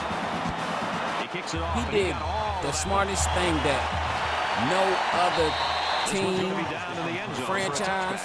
Demon Deacons on this are just falling apart in this quarter. I mean, are there any positives you can even use to motivate the team right now? Well, as bad as it looks and feels right now, there's still over a quarter of football to be played. You just got to forget about the mistakes, try to get a little bit of momentum created, and get confidence back in this quarterback being able to make plays for you. I hope they show some fight here and try to stay competitive. If did. you're going to get blown out, you at least want to go down swinging.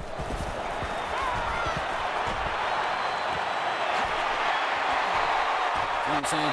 He did one thing no other team, franchise, general manager, or owner not did or can do or but could do. What I'm saying is, Quick pass going back to his running back. what Jerry Jones did was he used his money, right, to go hire the biggest names of coaching, you know what I'm saying, which was who? Barry Switzer, Jerry Jones, and Jimmy Johnson. My bad, Jimmy Johnson. Where's Jimmy Johnson from? You know what I'm saying? He coached, That brings him second and 5. what the fuck he was coaching before he got the job? Miami. He won national championships in Miami. Oh, he was the biggest head coach in college football. You know what I'm saying? Why? Because he was associated with names like Dwayne Rock Johnson, Warren Sapp, and all them niggas and shit. You know what I'm saying? Well, not Warren Sapp, but you know what I'm saying? Well, probably took, not Warren Sapp, but all Michael Irvin and all them. I'm sorry, I'm high as shit. Michael Irvin and all them guys and shit. You know what I'm saying? Because after Jimmy Johnson, Ogeron came. A lot of people don't know that. After Jimmy, it was Coach Ogeron. Clark was the intended receiver on the play. That makes it second and 10. And what I'm saying is, From midfield. he did one thing that no other GMs, coaches, or dynasties was able to do or could afford to do.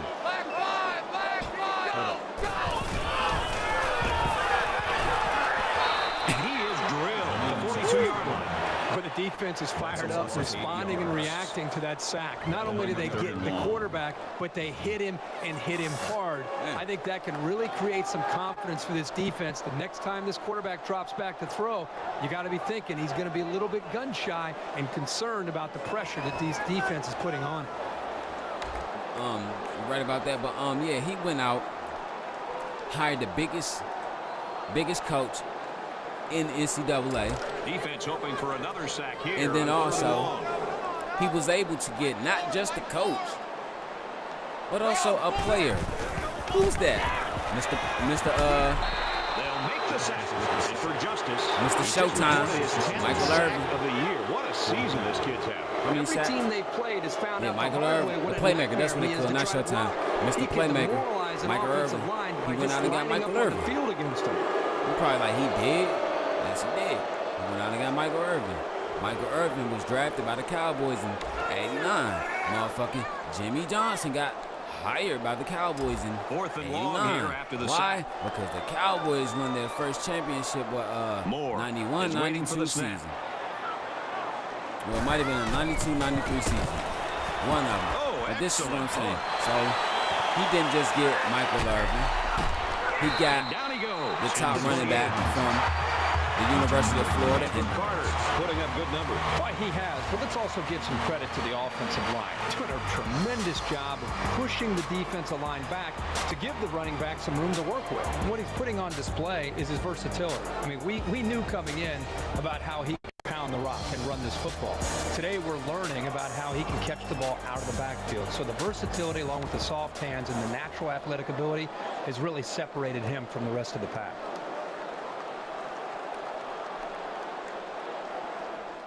so, hold on. This is what I'm going to say. So I'm going to say it, then I'm going to come back because I got to use the bathroom. The top running back from Florida, which was who? Emmitt Smith. And Florida back then, that's when Florida was that dynasty. But hold on, give me 1 second. I mean, because to be honest with you, I'm going to say it like this. Late 80s. Who the fuck is calling me? Hello? Yeah.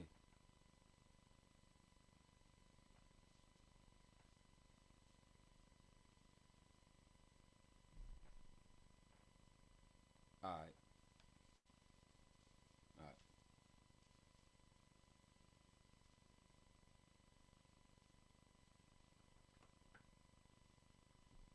I'm going to say it like this, but go use the bathroom and come back. But to be honest with you, in the late 80s, early 90s, other than Nebraska, come on, y'all, help me out. Other than Nebraska, late 80s, early 90s, other than Nebraska,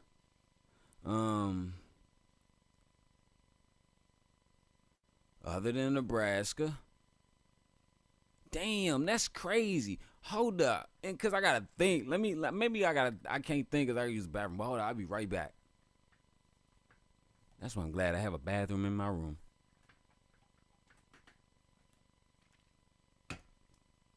Whoo, Jesus. The devil thought he had me. Oh, better run.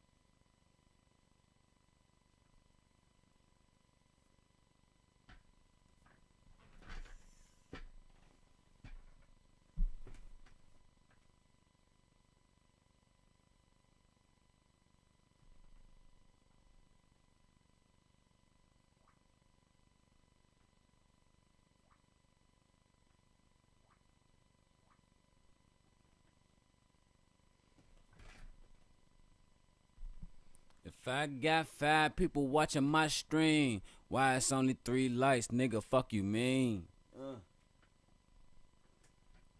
I don't mean to sound so rude and so mean, but fuck that, nigga, my shit is so mean. But back to what I was saying.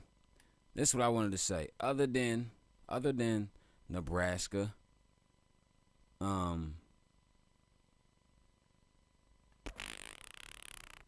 Alabama wasn't even no powerhouse. Other than Nebraska, you can't really put Ohio State in there yet because they didn't come until mid 90s, late 90s, or USC too. So what I'm saying is the best teams in college football is back in the late 80s, like 88, 80, 87, 88, 89. 90, 91, 92, 93, 94, 95. The best teams in college football, dog, were down in Florida. Because you want to know why? Everyone wanted to go to Florida State, played for Bobby Bowden. Everyone wanted to go to Miami, play for Jimmy Johnson. Or when Coach Orgeron got there, play for Coach Orgeron. Miami, Florida State, or they wanted to go down motherfucking Florida and play like everybody wanted to go down there. Nebraska had some good teams. Bobby Newcomb, you know what I'm saying, and Tommy, damn, what the fuck was his name? They had some good teams.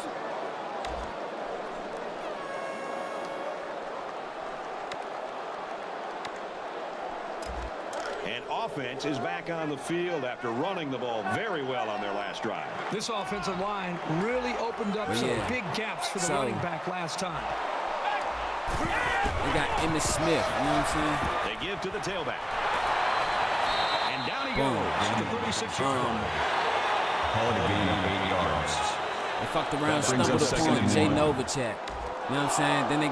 Then they constructed their line and all that shit, and their defense and all just that. a few feet away from that first down marker.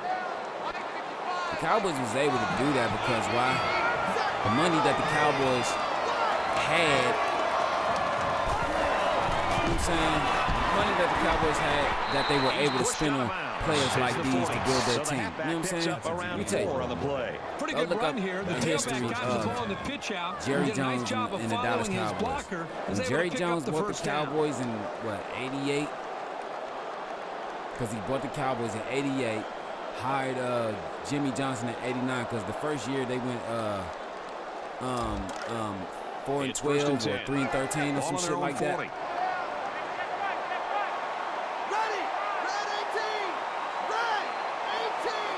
Even when he hired Jerry Jones the first year, you know? I mean, Jimmy Johnson the first year, they still inside the 30 to the 10.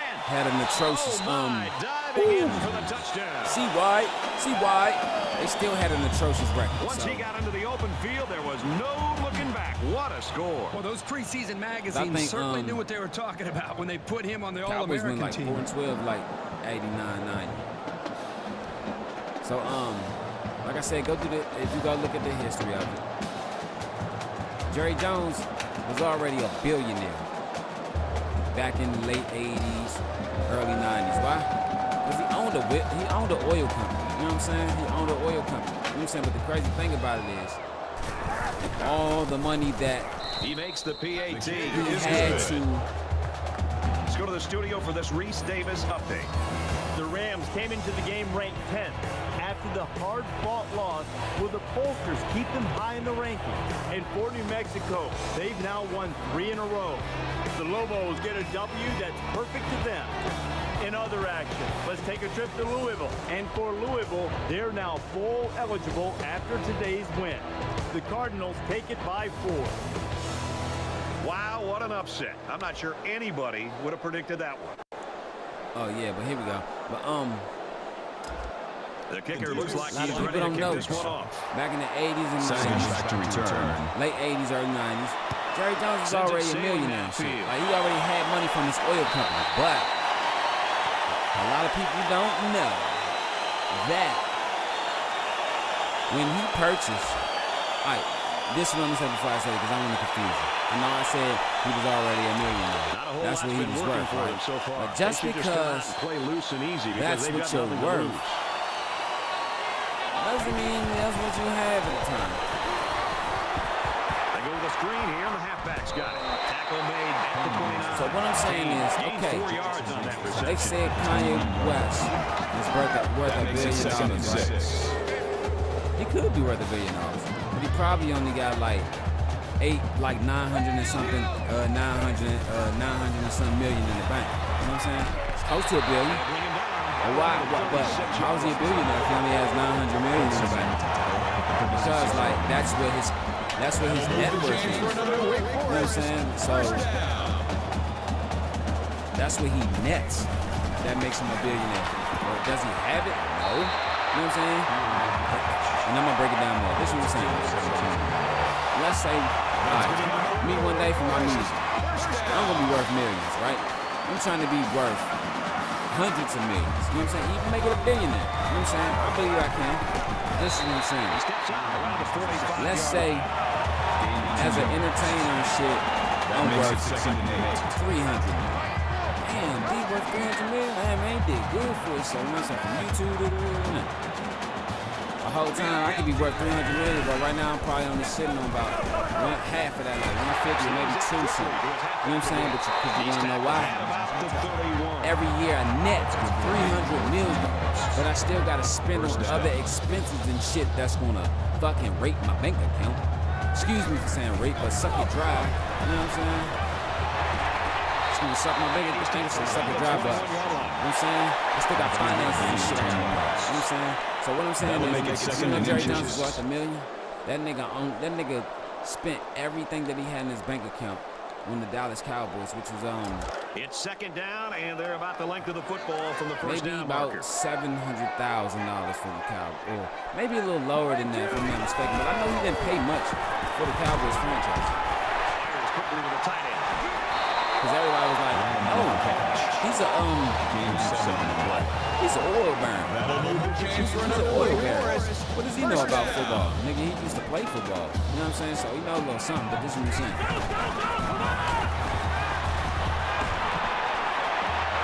Like, you see how slow they are getting to the quarterback? Niggas with mad speed. Like, come on, play. Stop playing. So what Jerry Jones did was took all his money that he had to buy the franchise, took whatever else that he was making from his oil business. Touchdown, Demon Deacons. You know what I'm saying? You know what I'm saying? Put that shit towards whatever, because like back in the 80s, 90s, keep an eye for this guy. They'd love early 90s, they really didn't give a fuck about no salary cap, nigga. You know what I'm saying? So he had the money, you know what I'm saying, to build all these, go grab these great players and shit. Charles Haley and all that, you know what I'm saying? Darren Wilson, you know what I'm saying? Kevin Smith and all that shit, you know what I'm saying? 1 quarter to go, and we may be looking at some He mop-up could do duty. that because Our why? score He was here in able to do Winston-Salem, that. North You know what I'm saying? Carolina, Like the Dukes, other franchises, 56, you the had Demon to Deacons, 24. luck up and hopefully get a draft pick. Because other than is lining up to kick this one off. He really Jerry got a hold Jones, of that kick. you guys probably don't know this. Other than Jerry Jones in the 90s, I tell you what, this coaching staff's got to be pretty proud of what they put together here today. Yeah, the offensive coordinator has done a really good job this week getting his team in position to make plays. And I don't know if he gets enough credit. You know, we sometimes spend so much time talking about the quarterback and the running back, the receivers. Let's make sure we understand the job that this coordinator did to be able to give his team a chance to look so good today. okay, BY, they just gave you your flowers. I don't know if you heard that they were talking about you. Why? Because you're the offensive play caller today. I know you're calling defense or whatever. That's probably why the defense isn't working so hard, because like I got you focusing on the offense solely. Not solely, but you know what I'm saying, first and foremost. Even though you still handle the defense, you know what I'm saying? But I need you to help us get this offense right going into the last game, well, going into the back end of the season, the last 3-4 games of the season, so we can go into our bye week. Take from the, you know what I'm saying, the film room what we need to work at, what we don't need to work at. Because if you look at what's going on today, bro, you got us looking like a motherfucking a bullet train. Yeah, you know what I'm saying? But yeah, he had that. You know what I'm saying? He was able to do that. So, oh yeah, that's what I was saying. In the 90s, other than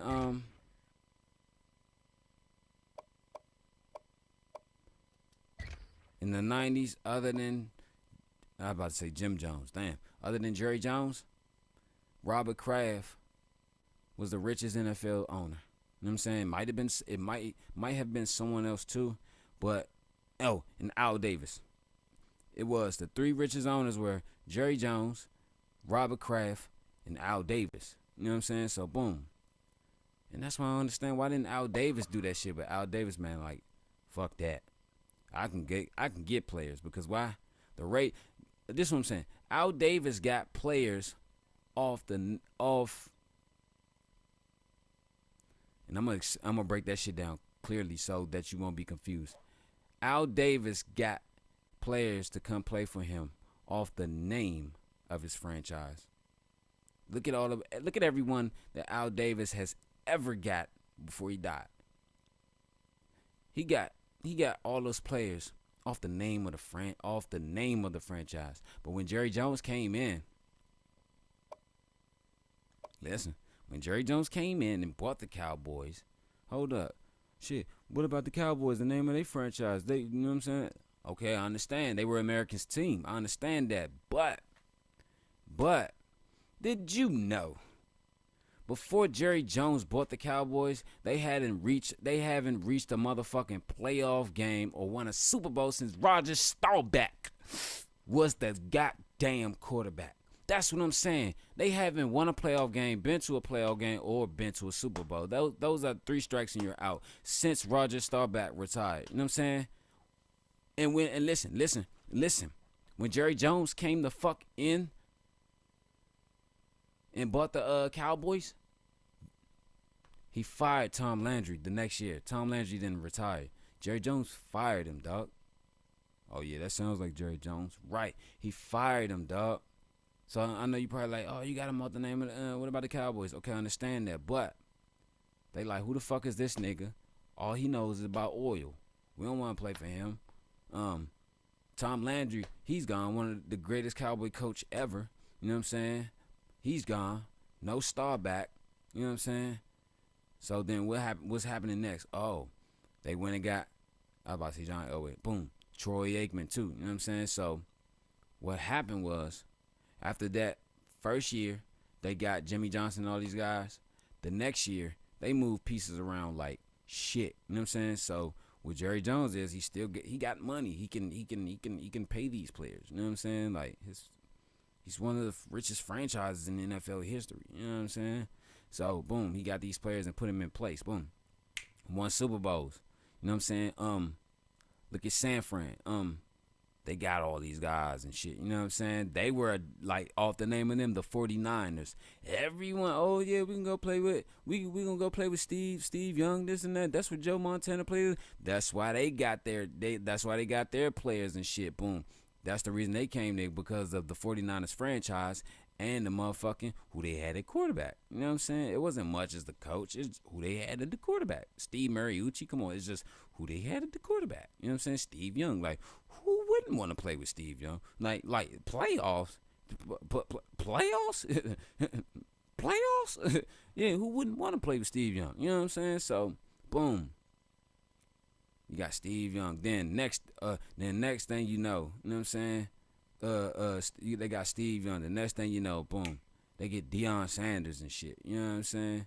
Boom. Because a lot of people don't know, Deion Sanders got 2 rings with 2 franchises, the 49ers and the Cowboys. But we ain't going to display that little note, because a lot of people going to try to dispute that. But, nigga, I love football. And go do your history. Yes, the fuck he does. Deion came in the league in 89. When he first came into the league, he played for the Falcons from 89 to 91, not 91, 89 to 90, all right, this is how I'm going to say it. I don't know how to iterate it, so I'm going to say from 89, he played for the Falcons from 89 to after the 92 season. After the 92 season. Then he went to San Fran, because you want to know why? San Fran won the fucking championship in the 94-95 season. You know what I'm saying? They won the Super Bowl in 94-95, because everybody thought we were going to go back and win it again for a third time, but we didn't. So when they won it in 95, we went back 95-96 and won that shit. You know what I'm saying? So this is what I'm saying. He went to San Fran. Oh, Deion helped him win a Super Bowl.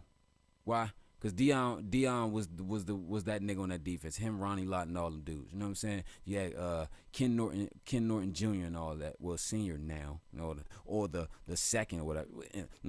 Yeah, that's Ken Norton Jr. You know what I'm saying? Or the second. You know what I'm saying? Because I think his son named after him. He got those guys. You know what I'm saying? That defense. The next thing you know, what Jerry Jones do? He went out, stacked up on the defense, and stacked up on the secondary and the defense too again. Because why? He had the money. But now, this generation, it's a different game now. It's a different game. This one has been a blowout since the beginning. Hopefully the fourth quarter will turn things like I said, around. it's a different game got now. The result you So, always won on the last drive. Let's see if it happens again. They just seem like they've been in the end zone time and time again. There's not much negative you can say about this performance. come on. Look, it's a different game now. So, and then plus, salary cap plays a big part in that. And plus, back then, you didn't have to pay players, the best players, $100 million or From their whatever. own You know what I'm saying? Not 32-yard even line. close to 50 It's second or down. 25. You know what I'm saying? Whatever. This is what I'm saying. Like I said, Jerry Jones is already worth millions, so he had the money to pay every top player that he has. You know what I'm saying? Wants to go long and done. Complete. Mac Brady. Drives and gets Mac the Brady. score. Mac Brady. That's a Mac burger right there. But yeah, he had the money to pay all of his top players. But if you look at the Cowboys franchise now, let's say He splits the uprights with the extra point. Yeah, he got one with Atlanta. A lot of people didn't even know that. The fuck? Yeah, he has one with Atlanta. A lot of people don't even know that. Atlanta won the World Series in fucking 89.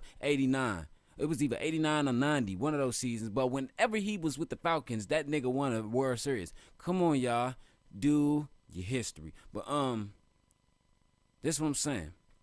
Cowboys now. And I'm going to break it down because since I'm coming from Jerry Jones. Cowboys now. If CeeDee Lamb was the top wide receiver,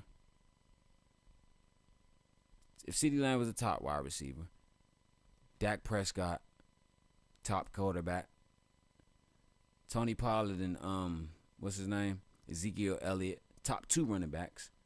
Micah Parsons, the best running back in the NFL. Trayvon Diggs, best cornerback in the NFL. You know what I'm saying? Who else? Van Der Esch, best linebacker in the NFL. If these guys were the best at their position right now, we would not have those guys. Why? Because salary cap admits you from going over to pay these guys. It could be probably some stipulations in there somewhere where you can go over. You know what I'm saying? Your salary. Sometimes there's stipulations where you can go over your salary cap, whatever, to pay players or whatever. You know what I'm saying? But this is what I'm saying. If they was the top of their position now, each of those players be getting paid $200 to $300 million. You know what I'm saying? $300 million. You know what I'm saying, for their contract. Jerry Jones has that. You know what I'm saying? But it ain't like he can pay them like he was back in the day. It ain't like he can come from his personal pocket, put it to the motherfucking budget of the Cowboys or whatever. You know what I'm saying? And then do that shit. You know what I'm saying? He can't do that. You know what I'm saying? He's going to have to let them niggas go and let somebody else grab them. But what I'm saying is if you got Troy Aikman, Emmitt Smith, Michael Irvin, Charles Haley, Leon Lett, Darren Woodson, Kevin Smith and all that shit. You know what I'm saying? Like, if you had all these guys back in the 90s, all these guys were top players getting paid anywhere between $2 to $5 million. You know what I'm saying? Throughout the duration of their contract, or maybe $5 to $10 million throughout the duration of the contract. Man, Jerry Jones was paying that shit out of his pocket like it was nothing. Like, hey, I'm trying to win. But nowadays, it's about salary cap, and it's about and it's about being great, because nowadays, like, that's why I came from the combine. They got 65 defensive backs that was invited to the combine. If you got 65 defensive backs invited to the combine, dog, that lets you know there's talent. There's going to be, if let's say you got 65 defensive backs in the combine, right? And it's only 32 teams in the NFL. Let's say 35. You know what I'm saying? Because you got 7 rounds. You know what I'm saying? 7 rounds is 300 and something picks. You know what I'm saying? So let's say out of 65 of those defensive backs, 50 get chosen. But you got 32 teams, bro. You're gonna have depends on how they produce. You're going to have talent on the defensive side all around the motherfucking board in the NFL. Listen, why do you think nowadays the NFL is called the age of the quarterback? Hold up, the age of the quarterback? Listen, they're probably like, it's always been that. No. Before it was the age of the quarterback, it was the age of the passing game. Before it was the age of the passing game, it was the age of the running game. You know what I'm saying? The pound and ground. The 80s and all that shit was about pound and ground. 90s was about passing. 2000s, being balanced in the 2000s. You know what I'm saying? But like the new millennium, it's all about the age of the quarterbacks. Why? Because nowadays the quarterbacks are the team. They run and they throw. You know what I'm saying? And they got to be great. Like I said, why you think it's called the eight? Like this league has so many great quarterbacks. You got Justin Herbert, Patrick Mahomes, Jalen Hurts, Joe Burrow, Dak Prescott, Aaron Rodgers. I was about to call his ass Jim Kelly, Josh Allen, Tua Tagovailoa, Geno Smith. That's 9 right there. Like I said, it's 32 teams. That's 9 right there. Geno Smith, Kyler Murray. When he can be, Derek Carr. That's 11. Give me some more. Give me some more. Give me some more. Give me some more. Oh, Matthew Stafford. That's 12. Come on. Keep it coming. Did I say Justin Herbert? Justin Herbert. That's 13. Come on. Keep it coming.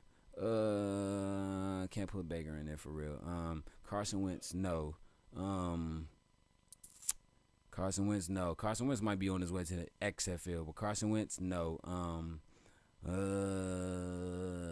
Sam Darnold, no. Tannehill, what's that? 14. And you could put Tannehill in there. He's great.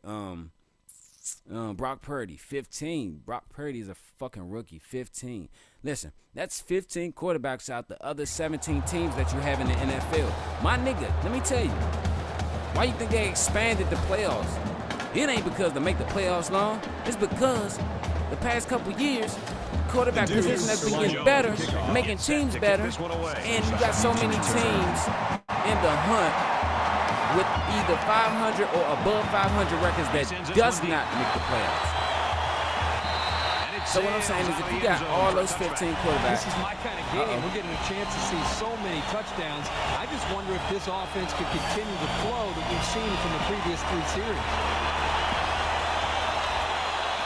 So if you got all 15, let's say you got these 15 quarterbacks.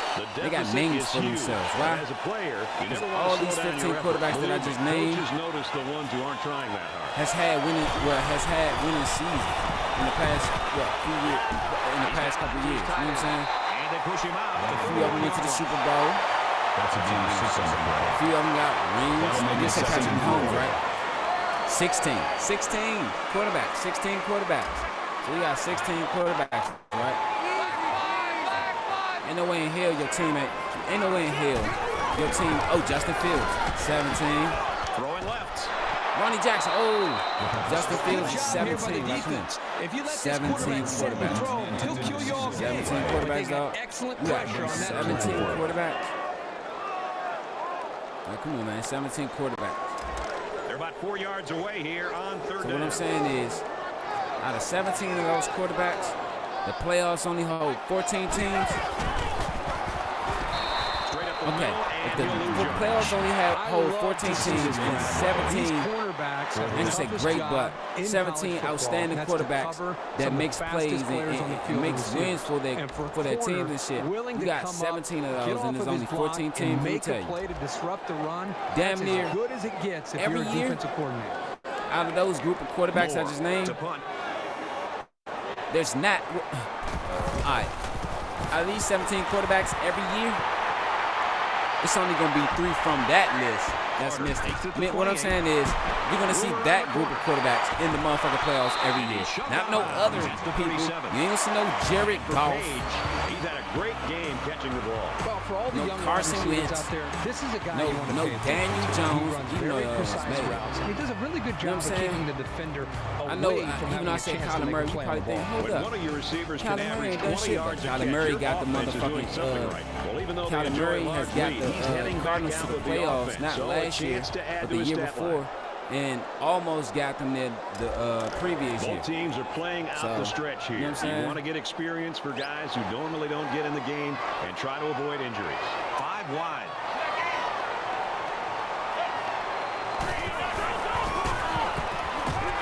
Damn, bro. Tight end, incomplete. Congratulations to the intended receiver on the play. That makes it 2nd and 10. Oh, no, I had heard you. I was talking shit. What's up with you? From their own 37-yard line. 2nd down. Here we go.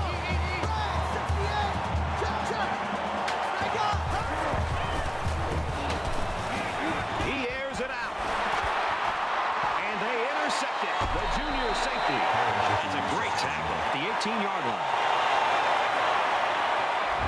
Yeah, a mistake like this by a quarterback, even with a big lead, is not going to make the head coach happy. Yeah, when he walks that over shit the like that. sideline, he's going to feel the wrath of his head coach and offensive coordinator for throwing that ball into coverage.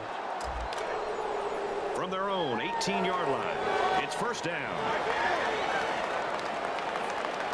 Oh, yeah, like I said, I was 17 quarterback. One of them motherfuckers, like, what I'm saying is, Nice looking play that time. Well, the defense was blitzing here. that, and those again, would great be the recognition cycle by of the quarterback to quarterbacks find a hot that receiver. that makes it, you know what I'm saying, into the playoffs. That's what I'm saying.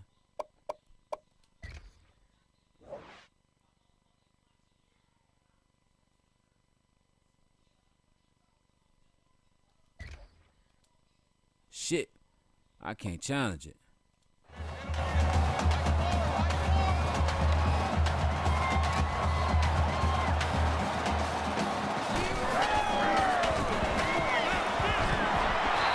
They'll bring him down around the 50. Fires it out.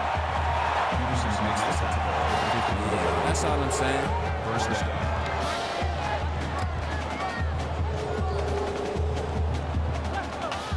Like nowadays,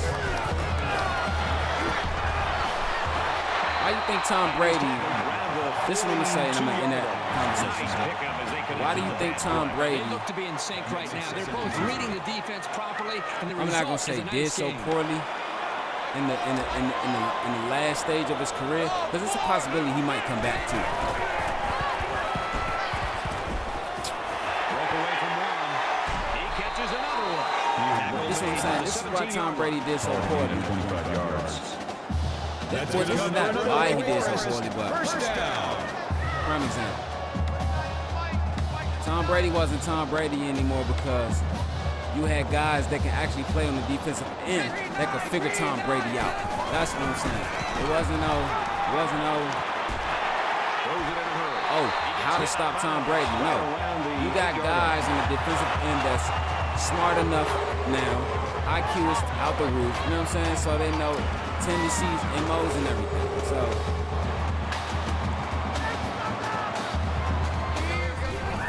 let me tell you, if you look at Tom Brady's 10-year tenure with the Patriots when they went to the quarterback when they went to the playoffs for 10 years straight, and his first 2 Super Bowls in there. Let me tell you, especially even after he was winning Super Bowls and when he was was still winning Super Bowls. This is what I'm saying. It was games where it looked like Under heavy pressure. motherfucker wasn't even gonna stop Tom Brady. Like, This defense you can't grab really him. came to play today. You can't stop him. The game that they You wanted can't to put a lot of intercept pressure him. on this And quarterback. Tom They Brady, sure stuck like, to that plan. throughout those 10 years, and when they kept going to the playoffs, right? Let me tell you, throughout those 10 years, Tom Brady had a fucking fleet of no-name receivers. Whoa, no-name receivers? Nah, you can't say that. Name one great receiver Tom Brady has ever had, and I'll wait. One great wide receiver that Tom Brady has ever had. Name one great wide receiver that Tom Brady has ever had that's in the Hall of Fame right now, and I can give you one. I'll wait. I'll wait. That looked like the same play they just called. Yeah, it was. The defense was ready for it this time. You said what? From the 12-yard line. Shit. Third down.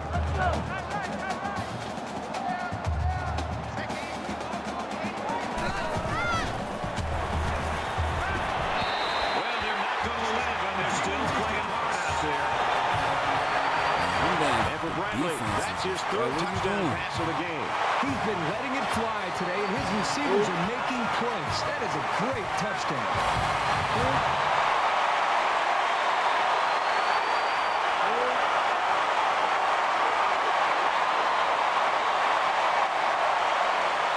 Hold up.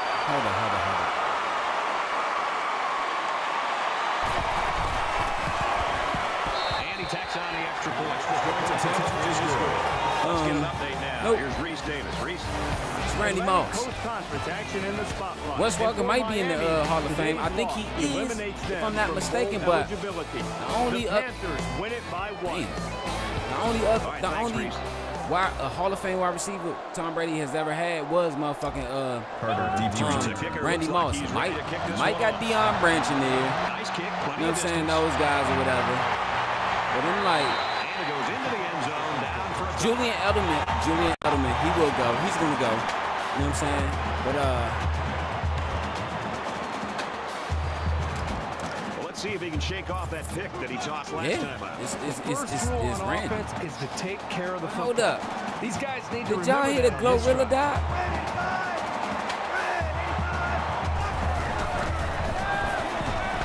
And he tackles him hard. I'm about to Google that. Gaining 12 I mean, you know I don't listen to her music, but I'm That like, makes it man, first and 10.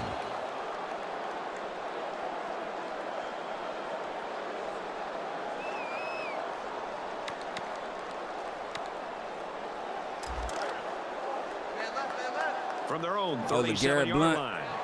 First down. Ready! Ray 95! Ray 95!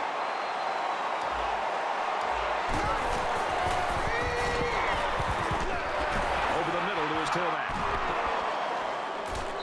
He's not Man, he's good at motherfucking 49-yard line. Gain of 12 yards. shifting. First down.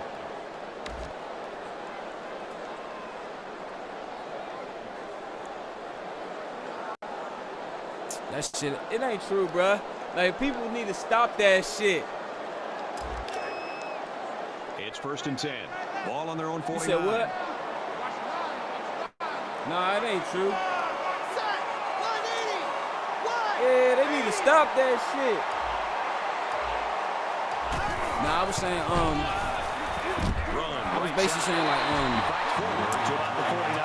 It's got to be very frustrating for that running back. This offense is trying to get in sync. after 10 years when Tom Brady was going to the Super Bowl and winning those Super Bowls and shit, yards, like, it can really have a negative impact on the offense and what they're trying to do. I was saying, Second down, 10 to go. the reason, this is what I was Ball on saying. the 49. That's how I was saying. This is what I was saying. Check, The reason, Spider! the reason Tom Brady, I ain't gonna say suffer, but his numbers and shit dwindled late in his career because you actually had dudes, you know what I'm saying, that could figure Tom Brady out, knew his tendencies, MOs and all that shit, so they figured that shit out. They smart on the defensive end. You got great players on the defensive end now. Like I said, 65 defensive backs in the combine. Like, out of 65 of those defensive backs, man, let me tell you, anywhere up to about 45, maybe 35 or 45 of those will get chosen because, like, the NFL needs defense now. Why? Because the quarterbacks are so premier. But and then I was saying, like, that's why they figured Tom Brady out these past couple years. You know what I'm saying? Well, after that last Super Bowl he won. You know what I'm saying? But you gotta think. Under pressure. He's rolling right. After the last Super Bowl, his career went down. But if you look at those 10 years that he went back and forth to the playoffs and winning Super Bowls and shit, and especially his first 3 Super Bowls, it's been games where it looked like no one could stop Tom Brady. You know what I'm saying? So I'm like, I'm like, how is that even possible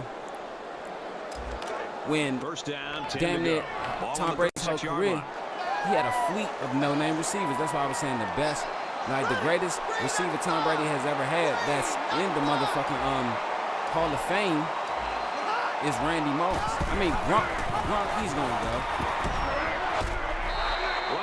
Gronk going to get up in there, best believe. Of course he's going to get up in there. Wes Welker. That'll make it 2nd and 4. But those were his 3 best receivers that he's ever had out of his career, other than Mike Evans. But I'm just saying, Mike Evans ain't no Wes Welker or no Gronk or no Randy Moss. Antonio Brown ain't no Gronk, Wes Welker, or Randy Moss. Tackled for a loss. Yeah, Randy. Only New England. That's crazy. I think he's the only New England wide receiver that's in the goddamn Hall of Fame. I know you probably say, oh, he ain't no New England wide receiver. He played for the Vikings. Listen, nigga. And so it's another 3rd down upcoming here. He played for it. So that's where he ended his career. So he ended his career as a New England Patriot.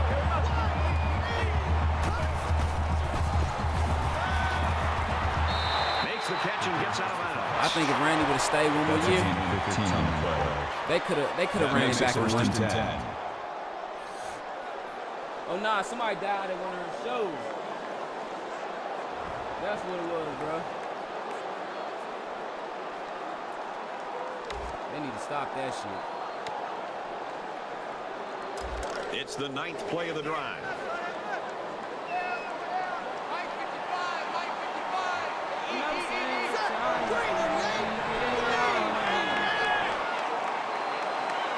Hey, that nigga Sean Kemp out here doing drive-bys and shit. Dumps it complete over the middle. He's in, another touchdown. They might give C. White the player of the game because, like, he got... And for Carter, that's his 2nd touchdown catch.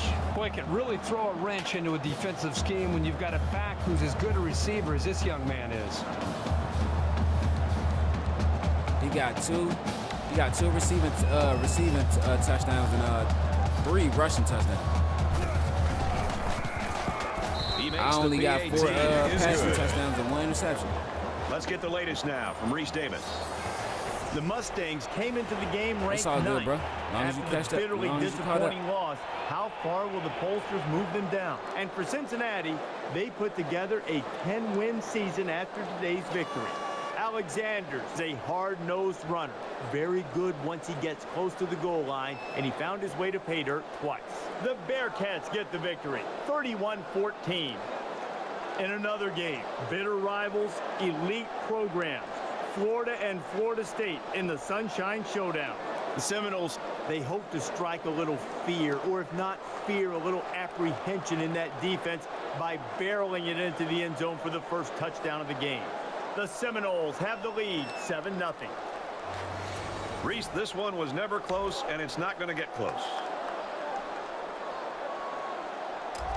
The Dukes are lined up for the And it looks like they're ready for the kickoff. Savage back to return. He really got a hold of that kick. And they can forget about returning this one.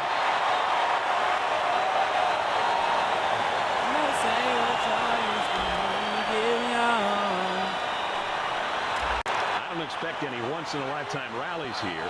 But that being said, we could still see some exciting plays. Less than 3 minutes in the game.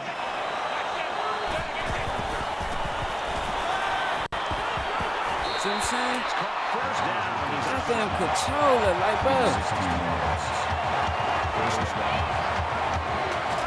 I saw that, right? Now it clicked on it last. Like, it clicked on it late, man. Like,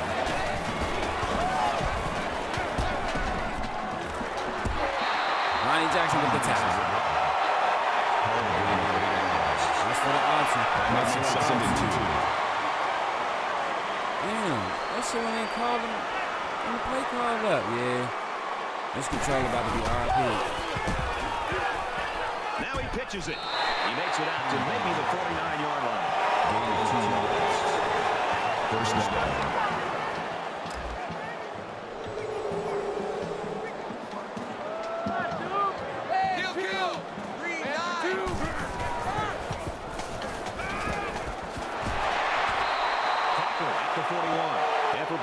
He stands on top of his school's single-game passing yards list. Every single pass he has thrown has been spot on today. The guys catching the ball have been pretty sharp, too.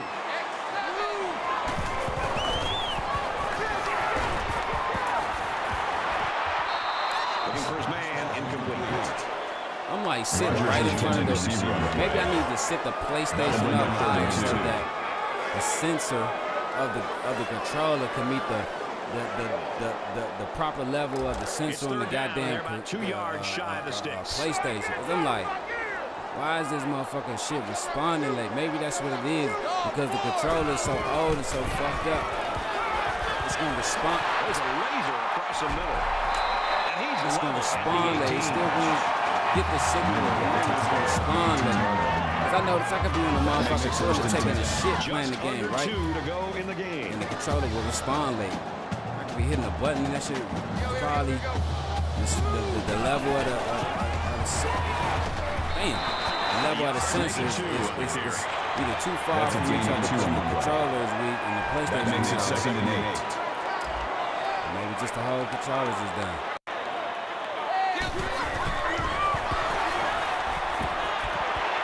And a quick throw. Knocked out of bounds. Seems to go there. 19-yard line. Loss of 3 yards on the play.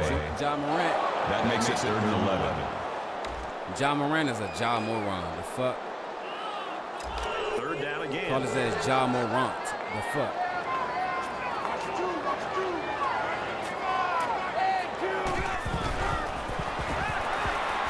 Watch the flat, nigga.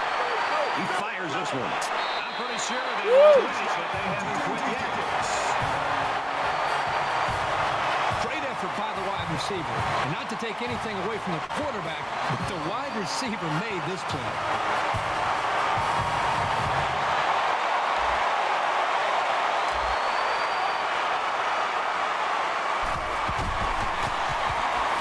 Man, them niggas ain't learned from Gilbert Arenas and Javaris Critton. 76-yard drive, and it's good for 7 points.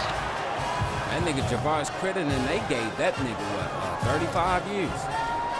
The demon begins. Wake Forest is looking to kick the Playing outside game. here, but the return Stupid team's ass. in their normal return formation. Really odd. Moore needs a good bounce for a possible recovery here. Tackle made at midfield. Carter's leadership really showed up here. I've always felt intangibles can be a real difference maker for a player. We've seen that today from this young man. Late in the 4th quarter, this game's not even close. It's a blowout. A lot of folks have already gone home. And Herbie, I think we're going to make our dinner reservation. A little over a minute in the game.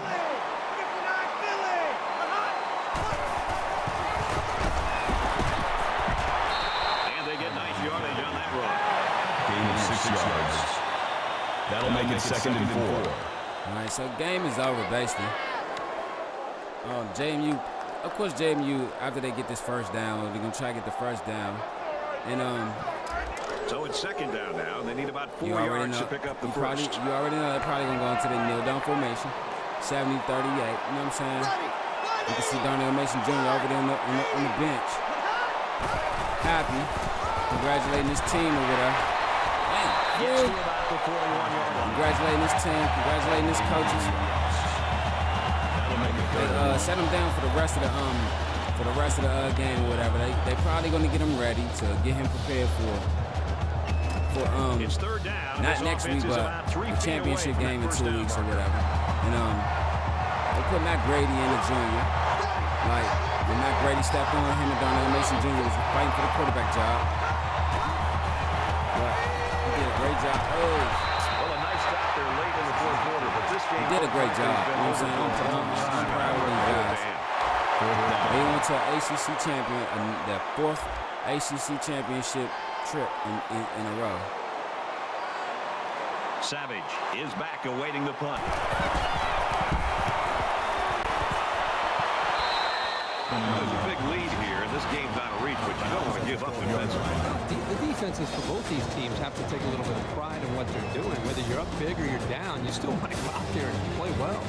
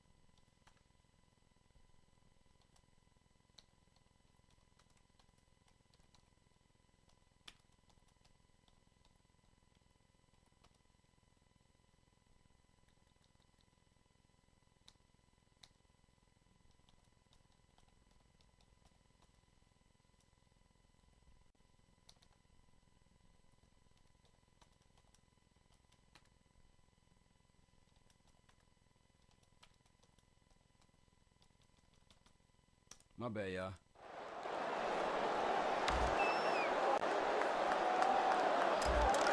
Both teams are playing out the stretch here. You want to get experience for guys who normally don't get in the game and try to avoid injuries.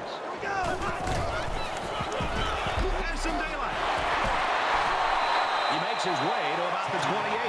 The offensive lineman played that one perfectly, giving the tailback plenty of space to work with, and he took advantage of it.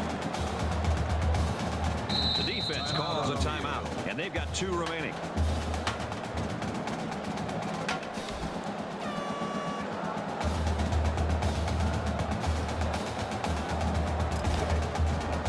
First down, 10 yards to go.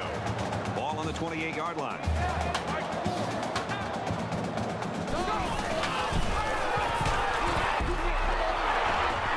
Tackle made around Yeah, I see Victor King. 3-yard gain by the running back. This Might have to do safety something is like as vicious a player as you're going to find. He will make the tackle every single time.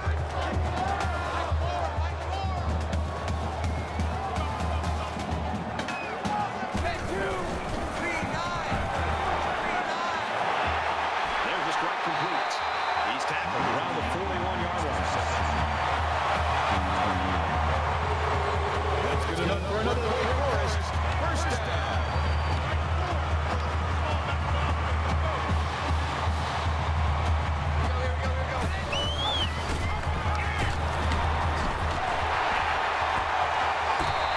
Tackled after a decent pickup.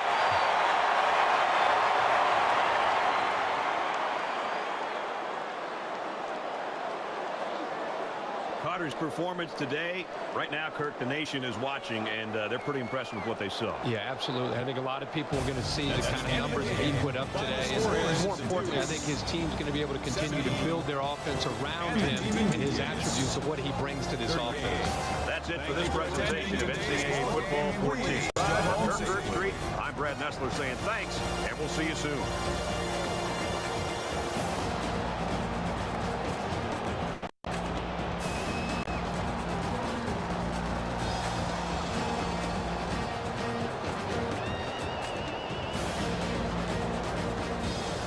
Man, that was a great game, man. Matt Brady came in at the end, and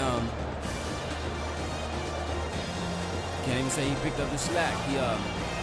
He held up the great job that Darnell Mason did. It was like Darnell Mason was the head store manager. He got the store to run in shape. So when it was time for him to clock out, punch out, go home, the guy behind, he left it in a situation or in a way to where it'll be manageable. You know what I'm saying? It's like all you got to do is just watch the rest of watch the customers, which is the defense. Just monitor your employees, which is your personnel on the offense, and then just do a good job and don't fuck up. You know what I'm saying? He threw one interception, but he still threw two touchdowns, and that's great. But JMU is on their way to their 4th ACC title in 4 years. I know that's probably like that's a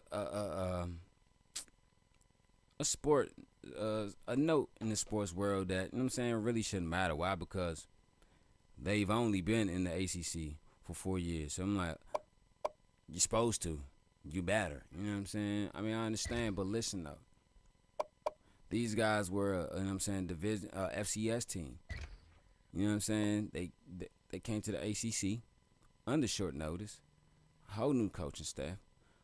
A whole reset of the program and everything. A lot of guys left because when Dunbar Jackson came on the scene or whatever, he let everybody know, man, look, no one is a first string, second string, third string, fourth string. As far as I'm concerned, you didn't even make the team right now. So everyone felt some type of way about that, like, huh? I got a scholarship, but listen though, it's about what's deeper than what's on the surface. Just because he said you didn't make the team right now, not saying that you're not on the team. That's he said that to put a mental picture in your mind, so that you be like, hold up, yeah, fuck that, ain't nobody gonna take my spot. If a coach, oh damn, I'm 90% completion. Wow, best game ever. But the coach tells us, oh, Ain't nobody made. As far as I'm concerned, you're not even on time. I'm like, oh yeah, it's time to work now. You know what I'm saying? But see, that's my mind state. You know what I'm saying? Because why? I know there's work to be done. You know what I'm saying? I want to be great or whatever. You know what I'm saying? So I can be great. So therefore, I will be great. You know what I'm saying? So that's what he told these guys and everything. A lot of freshmen and sophomores played. You rarely had any juniors and seniors and everything, but most of the juniors and the seniors were either up there on the line, on the offensive line, or on the defensive line, or were the linebackers and everything, or maybe in the secondary. You know what I'm saying? Or a few in the wide receivers. You know what I'm saying? Whatever. But they still came out there and did their thing, and I'm proud of these guys, man. So they can go on and face not Florida State in the ACC championship, but we don't know. We're gonna look that up. But like I said, later on, after I'm done my music, cause I'm about to get back to the rest of this music, so I can spruce these vocals up and shit, right? Only vocals I gotta spruce up is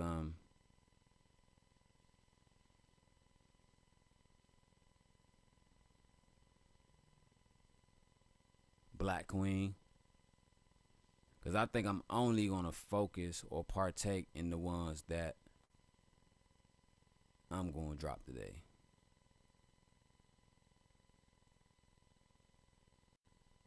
Y'all think that's smart?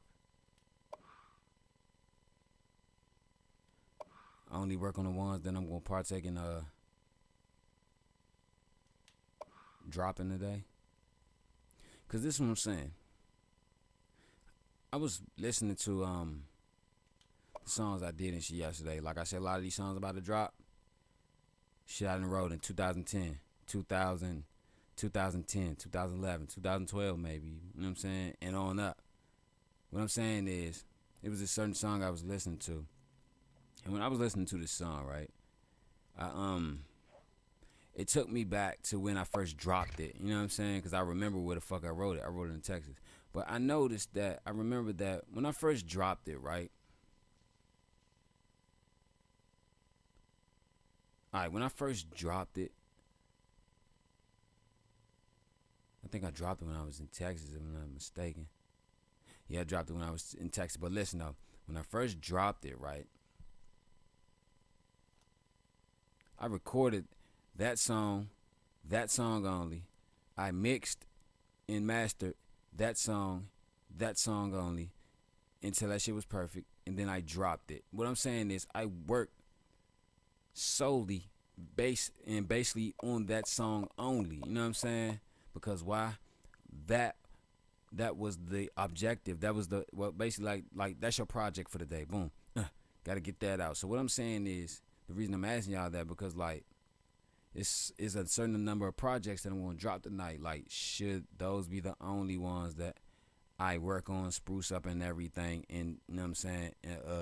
Since I'm dropping it tonight, because I don't want to be over there working on everything that I'm going to drop. You know what I'm saying? Then spend all my time working on everything I'm going to drop, and then fuck around and not have enough time on the ones that I supposed to drop and that I will drop and that's next up to drop. You know what I'm saying? And that's now, I find myself sitting up here again tomorrow, back at the computer, like, oh, let me do this music.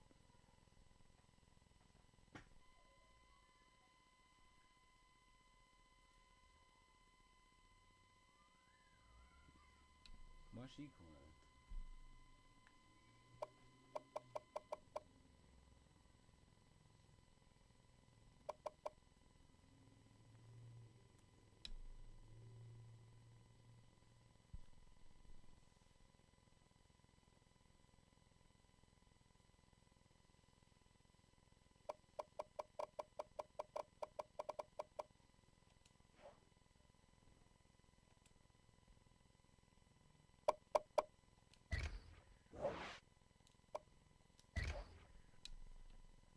I'm fucking blowing my phone like shit.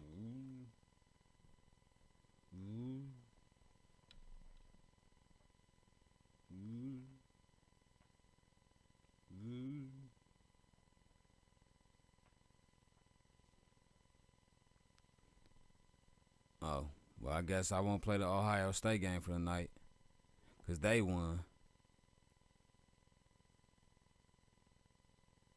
So it looks like if they win, not next week, but the week after that at the championship game, then I'll be playing them. If not them, I'll fuck around and play Florida State. Damn, they put up 615 yards on us.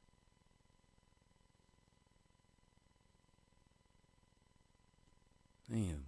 I don't give a fuck what you say, nigga. That's fucking bad, dog.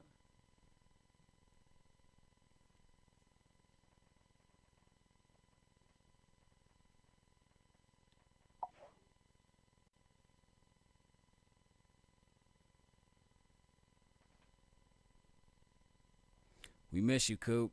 We miss you.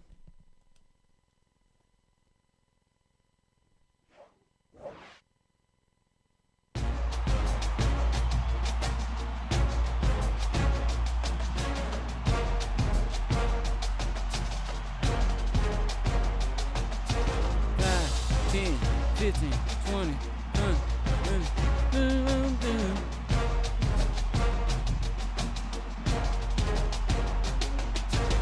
Okay, so that's it for that game.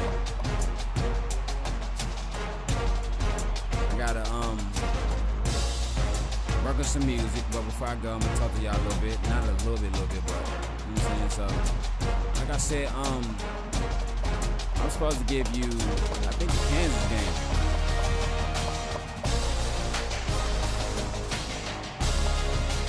I might not give you nothing at all, because I'm like,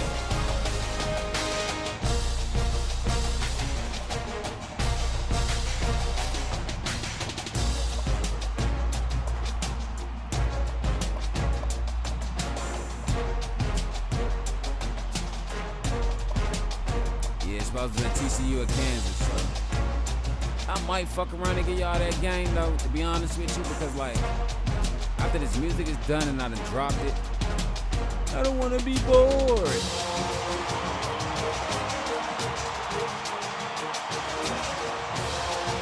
Matter of fact, I'm going to give y'all that game tonight after I'm done the music. While I'm over here and dropping the music, because I can post a song on my phone and shit. You know what I'm saying? So, yeah. So tonight, we're going to get week 15, TCU at Kansas. Because you want to know why? It could be an upset.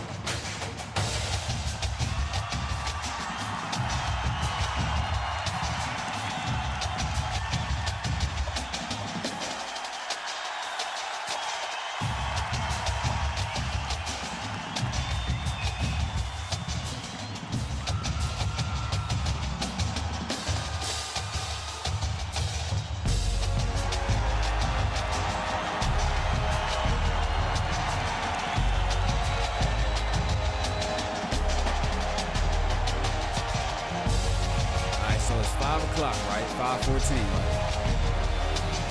Well, after it goes to the bye week, I'm gonna talk to y'all for about 2 minutes or whatever. But like I said, it's 5:15. I'll be done. Yeah, I'm just gonna work on the songs that I'm going to put out tonight. Like anything else, any shit other that I'll do, I'll just do it after. You know what I'm saying? I'm streaming the game or whatever. Like. You know what I'm saying, like hooks and shit that I need to put down and all that, I'll do that. So it's 5:15, right? I should be done totally by 9:30. You know what I'm saying? I should be posting everything by 9:30.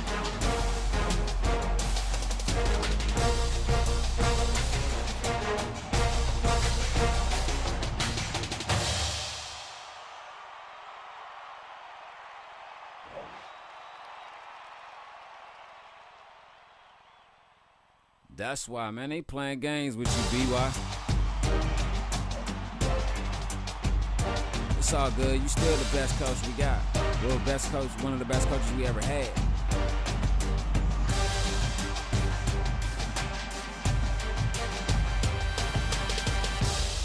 But you know what's crazy about being 12-0? And and we're the number 1 team, depending on who plays this week. Let's go to Clemson.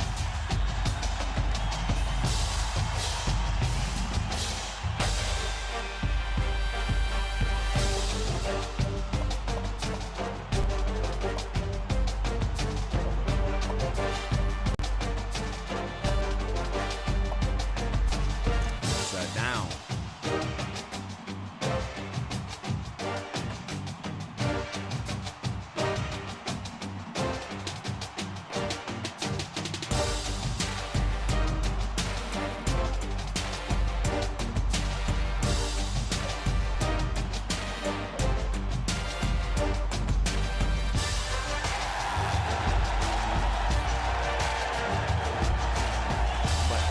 But you want to know what's crazy though?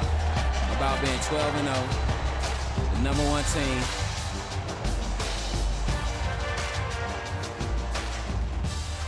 And we're sitting under a bye week. This is the crazy thing about that, right? By the time we get to the championship game or bowl week, we could be sitting somewhere as the number 3 or the number 14. I've seen it happen. When I was playing NCAA 06, right? Back in the day. This was nothing recent, but back in the day. I was the number 2 team, right, in the country, right? Boom. Last game I played, I spanked the defense. You know what I'm saying? I spanked you, right? I go on a bye week and shit. Number 1 team and the number 3 team played, right? Boom, they spanked their defense or whatever. You know what I'm saying? But when they got to when I was supposed to go to the motherfucking, when I got to my championship game, my conference championship game, I had been dropped to the number 14, right? But this is why I dropped to the number 14. The number 1 team spanked their opponent. Number 3 team spanked their opponent. So that week, the voting was not for my team. Why? Because I didn't play that week. It was a bye that week. So therefore, by the number 1 and number 3 teams, by the number 1 and number 3 team spanking their opponents, they got voted. Like, they asked them in the poll, who should be number 1, who should be number 2. But since I didn't play, who should be number 3, number 4? But since I didn't play that week and the 1, 2, and 3 team played, they voted between those 3 teams that played that week, and I got knocked to the number 14. Same shit that happened to me when I was playing this shit. First time I played Xbox and shit. You know what I'm saying? Like, they knocked me back to the number 3 team when I was the number 2 team in the country. I had Old Dominion. I was the number 2 team. I didn't play my last week 15. They knocked me back. They knocked me back to the number 3 team.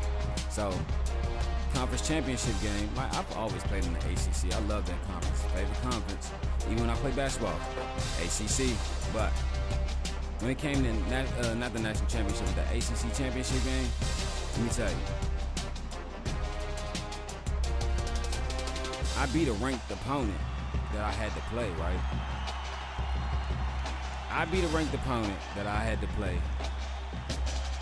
One of the number 1 and number 2 teams didn't play, but the other one did. But the other team did play, type shit. You know what I'm saying? Championship game. And when that week was over, by the time we get to the ball game, whoever was at number 1 and number 2, they still played each other for the championship. But I'm like, how can they play each other for the championship game? You know what I'm saying? When the number 2 team didn't have a motherfucking conference championship game to go to. The number 1 team did, and they handled their business. You know what I'm saying? So, hey, I ain't tripping. So that means the number 1 and number 2 team, James Madison and Ohio State this week don't have no matchups. They're done. So they can sit home, watch the game, and see how it's going to play out. Because that's why I'm going to stream the Kansas and TCU game to see how it plays out. I know they probably gather up in the film room or whatever. You know what I'm saying? Sit down, chill, like grab their drinks or whatever it is that they do. You know what I'm saying? Whatever it is that they focus and put their mind on and shit. You know what I'm saying? So they're gonna sit and watch. I know they probably sit and watch. I might do these 2 games. It depends on how I'm feeling. Like, cause it's the 3 and 14. Hold up. I thought Florida State was the number 14. What happened? Oh, they lost.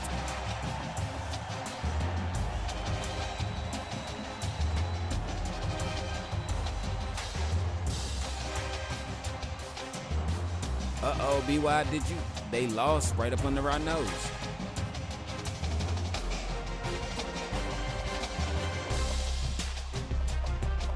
Member said that they won the game, but see, that's one thing about that studio update shit that I don't like. It doesn't hold up the scores of the game. Meaning is,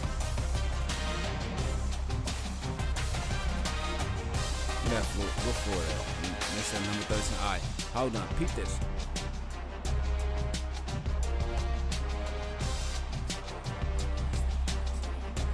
Peep this though. I'm about to go back to the last score. What they said. I'm about to go back to the last score. What they said the Florida game was.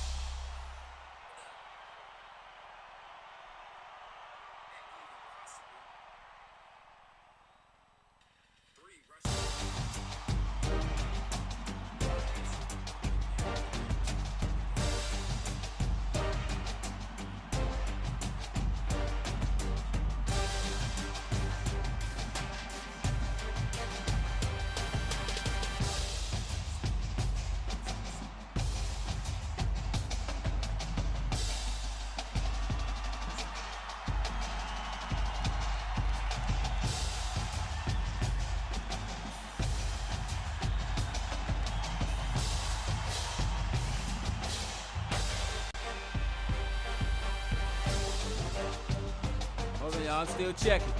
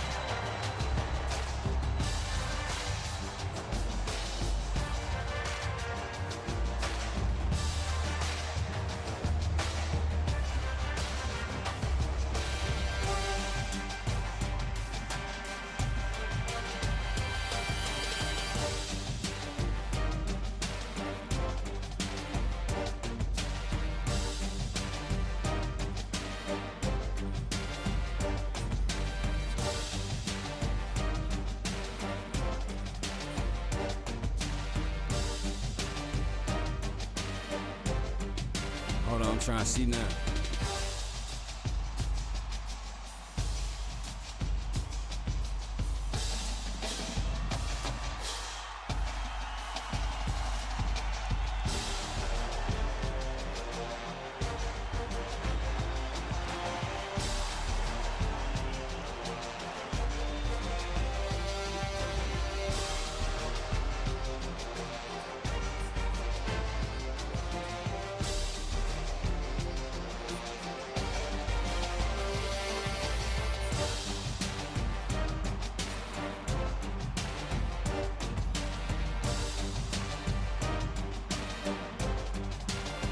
Shit, I saw it wrong. It said Florida 35-31, Florida State. All right.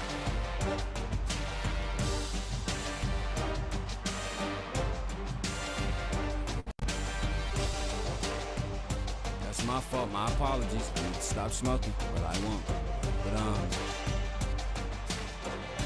okay, since they dropped, we're gonna get 2 games tonight. When I'm done my music. Cincinnati, Houston, TCU, Cincinnati, Houston, TCU, and Kansas. Because these, and I'm gonna commentate these games too. These games right here, it's gonna determine the implications between James Madison and Ohio State in the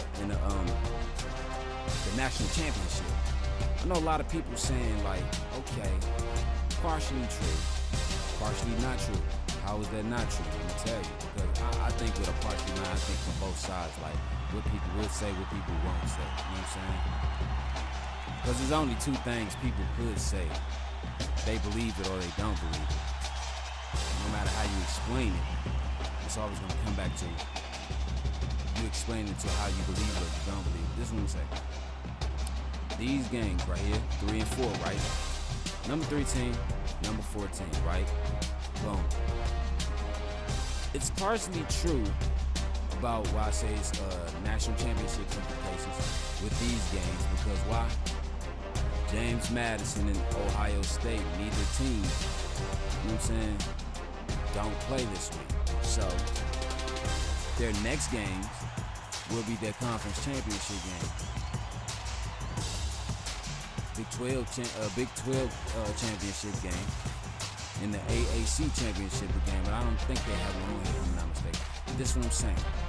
If they don't drop, all right, if Cincinnati and Kansas win this week, and James Madison and Ohio State doesn't drop down the rank or switch role or position, it's going to come down to the conference championship game. That's how it's partially true too, also, because like why? These two teams lose their conference championship game. Both teams, like it's unlikely that it'll happen. It's been a long time since the number 1 and the number 2 team has lost their conference championship game on their way to a national championship. It's unlikely, unheard of, it's unfathomable. Like it's an urban legend. So what I'm saying, these two lose conference championship game. Cincinnati and Kansas could bump up, maybe even Texas A&M. But what I'm saying is, I don't think they'll be able to bump up because, as you see in the voting points, these guys already have it locked up. So even though they could, but it's most likely that. I'm gonna say this. James Madison almost has 1,500 points for the poll vote. Let me tell you, the only team that will bump up, to be honest with you, is 3, 4, 5. 3, 4, and 5. You know what I'm saying? Either 3, 4, and 5. Why? 3, 4. Nah, I ain't gonna say 5. Either 3 and 4. But the furthest they'll bump up is number 2. Because why? JMU is almost at 1,500 points. You know what I'm saying? Like, you're gonna need, you know what I'm saying? Like, the only person that can bump up past me is Ohio State, but they won't because they don't. Bump up past JMU is Ohio State, but they won't because they don't play this week. The only person that can bump up past Ohio State, bump up and bump Ohio State down is Cincinnati or Kansas. Why? Because they play this week. But I don't think that. This is what I'm gonna say because we're almost done. This is what I'm gonna say. I don't think that.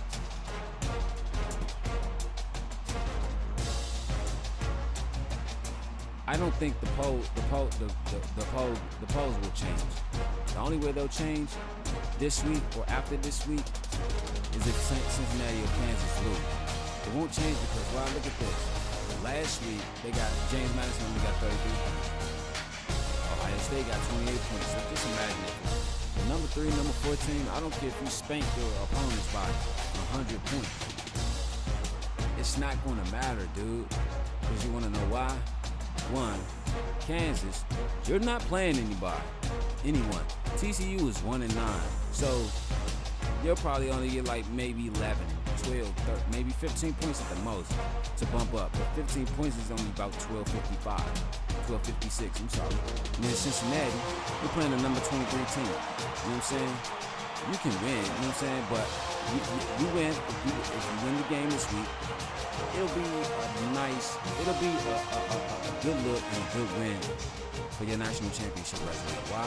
Because they're a ranked opponent, and it was the last game of the season going into your championship game. But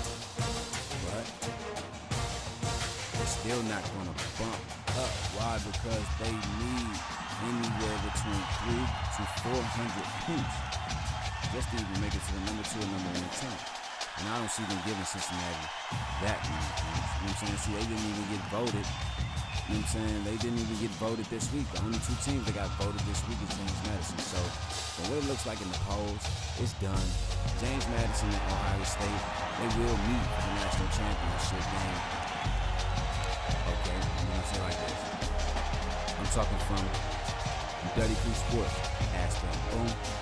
Switch. I know I'm crazy. I don't give a fuck. I love being out there. Nigga, something like that. But, this is what I'm saying. Boom. Looks like it'll be JMU and Ohio State in the national championship game on Monday night. That game will be either. Alright, I'm gonna say it like this. I'm gonna respect people's schedule and time and shit. So that game will start at 7:30. Why? Because it'll if you don't catch it from the beginning, it'll give you enough time to get home. You know what I'm saying? And maybe catch the second half. You know what I'm saying? But I'm gonna keep y'all posted. Like I said, right now I'm thinking of 7:30, maybe 8 o'clock. That's why I understand people gotta get to bed. You know what I'm saying? And if this shit ain't no real game that's on TV, they not gonna sit down, pay attention, and stay tuned in. But I'm just saying, if you don't, you're gonna miss a very great and entertaining stream and game. Let me tell you, I'm not hating. I ain't gonna be mad or hate or nothing. But I'm just saying, like, just catch it. You know what I'm saying? But might be 7:30, 8 o'clock, depending on what time I might flip the cord in my brain. Just to, you know what I'm saying? See what time. But from what it looks like, James Madison and Ohio State will meet in the national championship Monday night, unless they go to a conference championship game and they lose. But I don't see. Let me say it like this. I don't see neither one of these 2 teams losing their conference championship games. Why? Because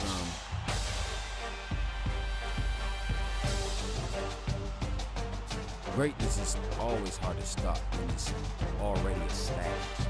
You know what I'm saying? Like, the only way these 2 teams will lose is like, look, Florida State, like, even if like they don't, yeah, James Madison will go to the ACC championship, right? From what it looked like, they'll play against Georgia Tech.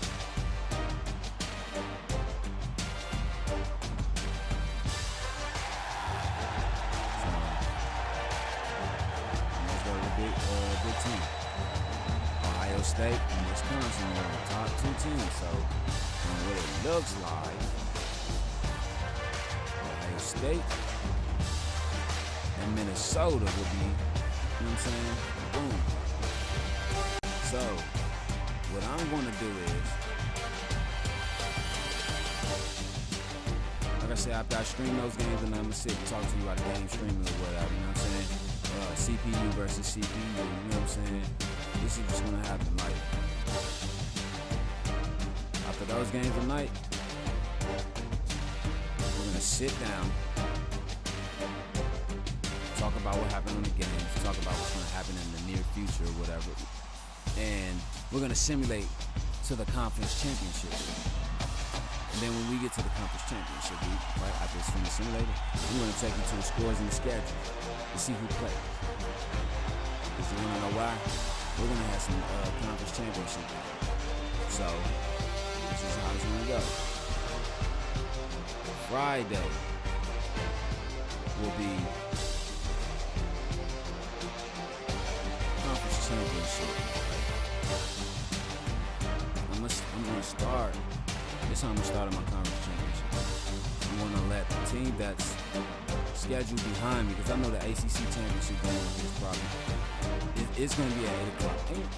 And you know what's another thing that threw me off? That shit fucked me up when I found out that they had stopped. They had moved the ACC championship game from 12 noon to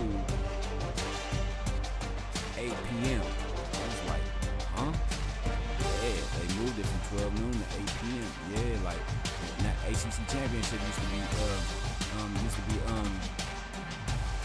used to be televised and telecast at 12 p.m. But you wanna know why? This is before they had motherfucking they got the bowl projections too. So tonight, that's another thing we'll see, bowl projections and shit too. But this is what I'm saying. The reason the ACC championship was at 12 because the only conference championship games you had was ACC, Big 12, Big 10,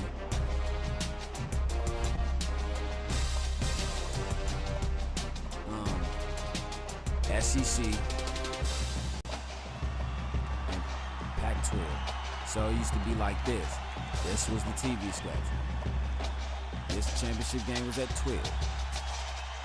This championship game was at 3. No, 12. This was at 3. SEC was at 3. And No.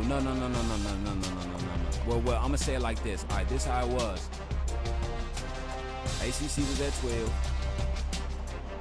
Big 12 was at 3. SEC was at 3.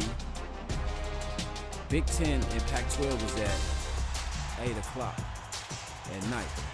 But a lot of people didn't know too. As it got older and they started switching that shit, they added conference championship games. They used to have conference championship games Friday to Saturday. That's when that shit used to kick off for real.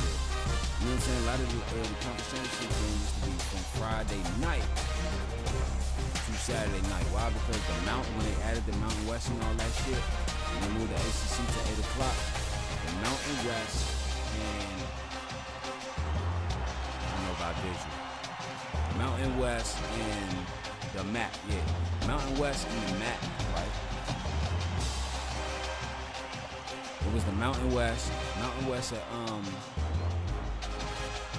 no, the MAC was at 8. The Mountain West was at 2:30, some shit like that. And then those were the only 2 games on Friday night. Saturday, Saturday was, you know what I'm saying, when they switched it up, it was who was first on Saturday? I think it's before they had the American, it was man, who the fuck was at 12? I can't remember. But I know the SEC was at 3 and then they, you know what I'm saying, just went on about it and shit. But it's 3 hours and 20 minutes into this video, you know what I'm saying? It's been an entertaining stream all through the video, you know what I'm saying? I appreciate y'all coming through, fucking with the homie and shit, so go hit them likes, you know what I'm saying? Go hit that like button, hit that bell, so you can get all the notifications, you know what I'm saying, from my subscription or whatever, you know what I'm saying? Appreciate my homeboy BY coming through, watching and coaching, my homeboy Murphy Law, you know what I'm saying? Anybody else that's been watching the stream, whatever, that dip in and dip out, you know what I'm saying? I appreciate that. So hit that like button, hit that subscription, so you can get the notification for later on, because we got week 15 later on or whatever, so we can I'm gonna come back with week 15. We gonna sit, chill, kick the bobo, you know what I'm saying, like you know. And after that we're gonna get so it's about it. So after those games, I'm gonna sit and talk about the poll show, the bowl projection. And that shit off. So we can go to the next day, because tomorrow is conference championship. Saturday and Sunday bowl games. Monday night national championship. tell you, it will be a hell of a surprise to see Darnell Mason Jr. and Justin Fields duke it out in the national. It would do my heart some justice. You know why? 2 black quarterbacks in the national championship fight for the biggest trophy in college sports, NCAA sports. Not a World Series, World Cup, or whatever, none of that. The national championship. You know what I'm saying? Like, we're fighting for it. But I'm just gonna get through these guys. You know what I'm saying? I want to see Justin Fields tomorrow if they let us watch him play. Or we might play around the play because we know that big 10 game is scheduled around the same time that the ACC championship game is. That's one thing I don't like, and I'm about to end the video. But that's one thing I don't like that's one thing I don't like that the NCAA does. I mean, even though I'm not gonna say I don't like it, I like it, but I don't like how they do it. Like they make you choose between watch this game or watch that game. Why the fuck do you think I got 2 TVs in my room? I don't have 2 TVs in my room because why? I play the game on one and watch TV on the other, even though that's how I was raised. So that's my mindset. But no, I got 2 TVs because why? I like to watch multiple games at the same time. So I'll be in here football season. I'll be watching TV. I'll watch the game I want to see the most on my big TV. The second game I want to see the most on my small TV over there. And then the game I want to see, not really the most, but just to monitor it, I'll put it over here on my computer. My cousin walked in and was like, damn, bro, like the fuck, like you got football on all screens. Fucking you a recruiter or some shit? I was like, man, look at it. He's like, fuck you in there watching film rooms and shit, man. Look, it feels like that. But peace be right. You know what I'm saying? Love you, dog. I'm gonna see you later at the game. Just to if you come through, just let me know. You know what I'm saying? Come holler at me if you're done, man. Just catch you tomorrow whenever you can. But I'm about to fall back and get his music. I gotta get it done because I just got something in my head. I just can't write it down. I'm about to bust a rhyme when I say it for the first time, when I try to think it up and from the back of my mind.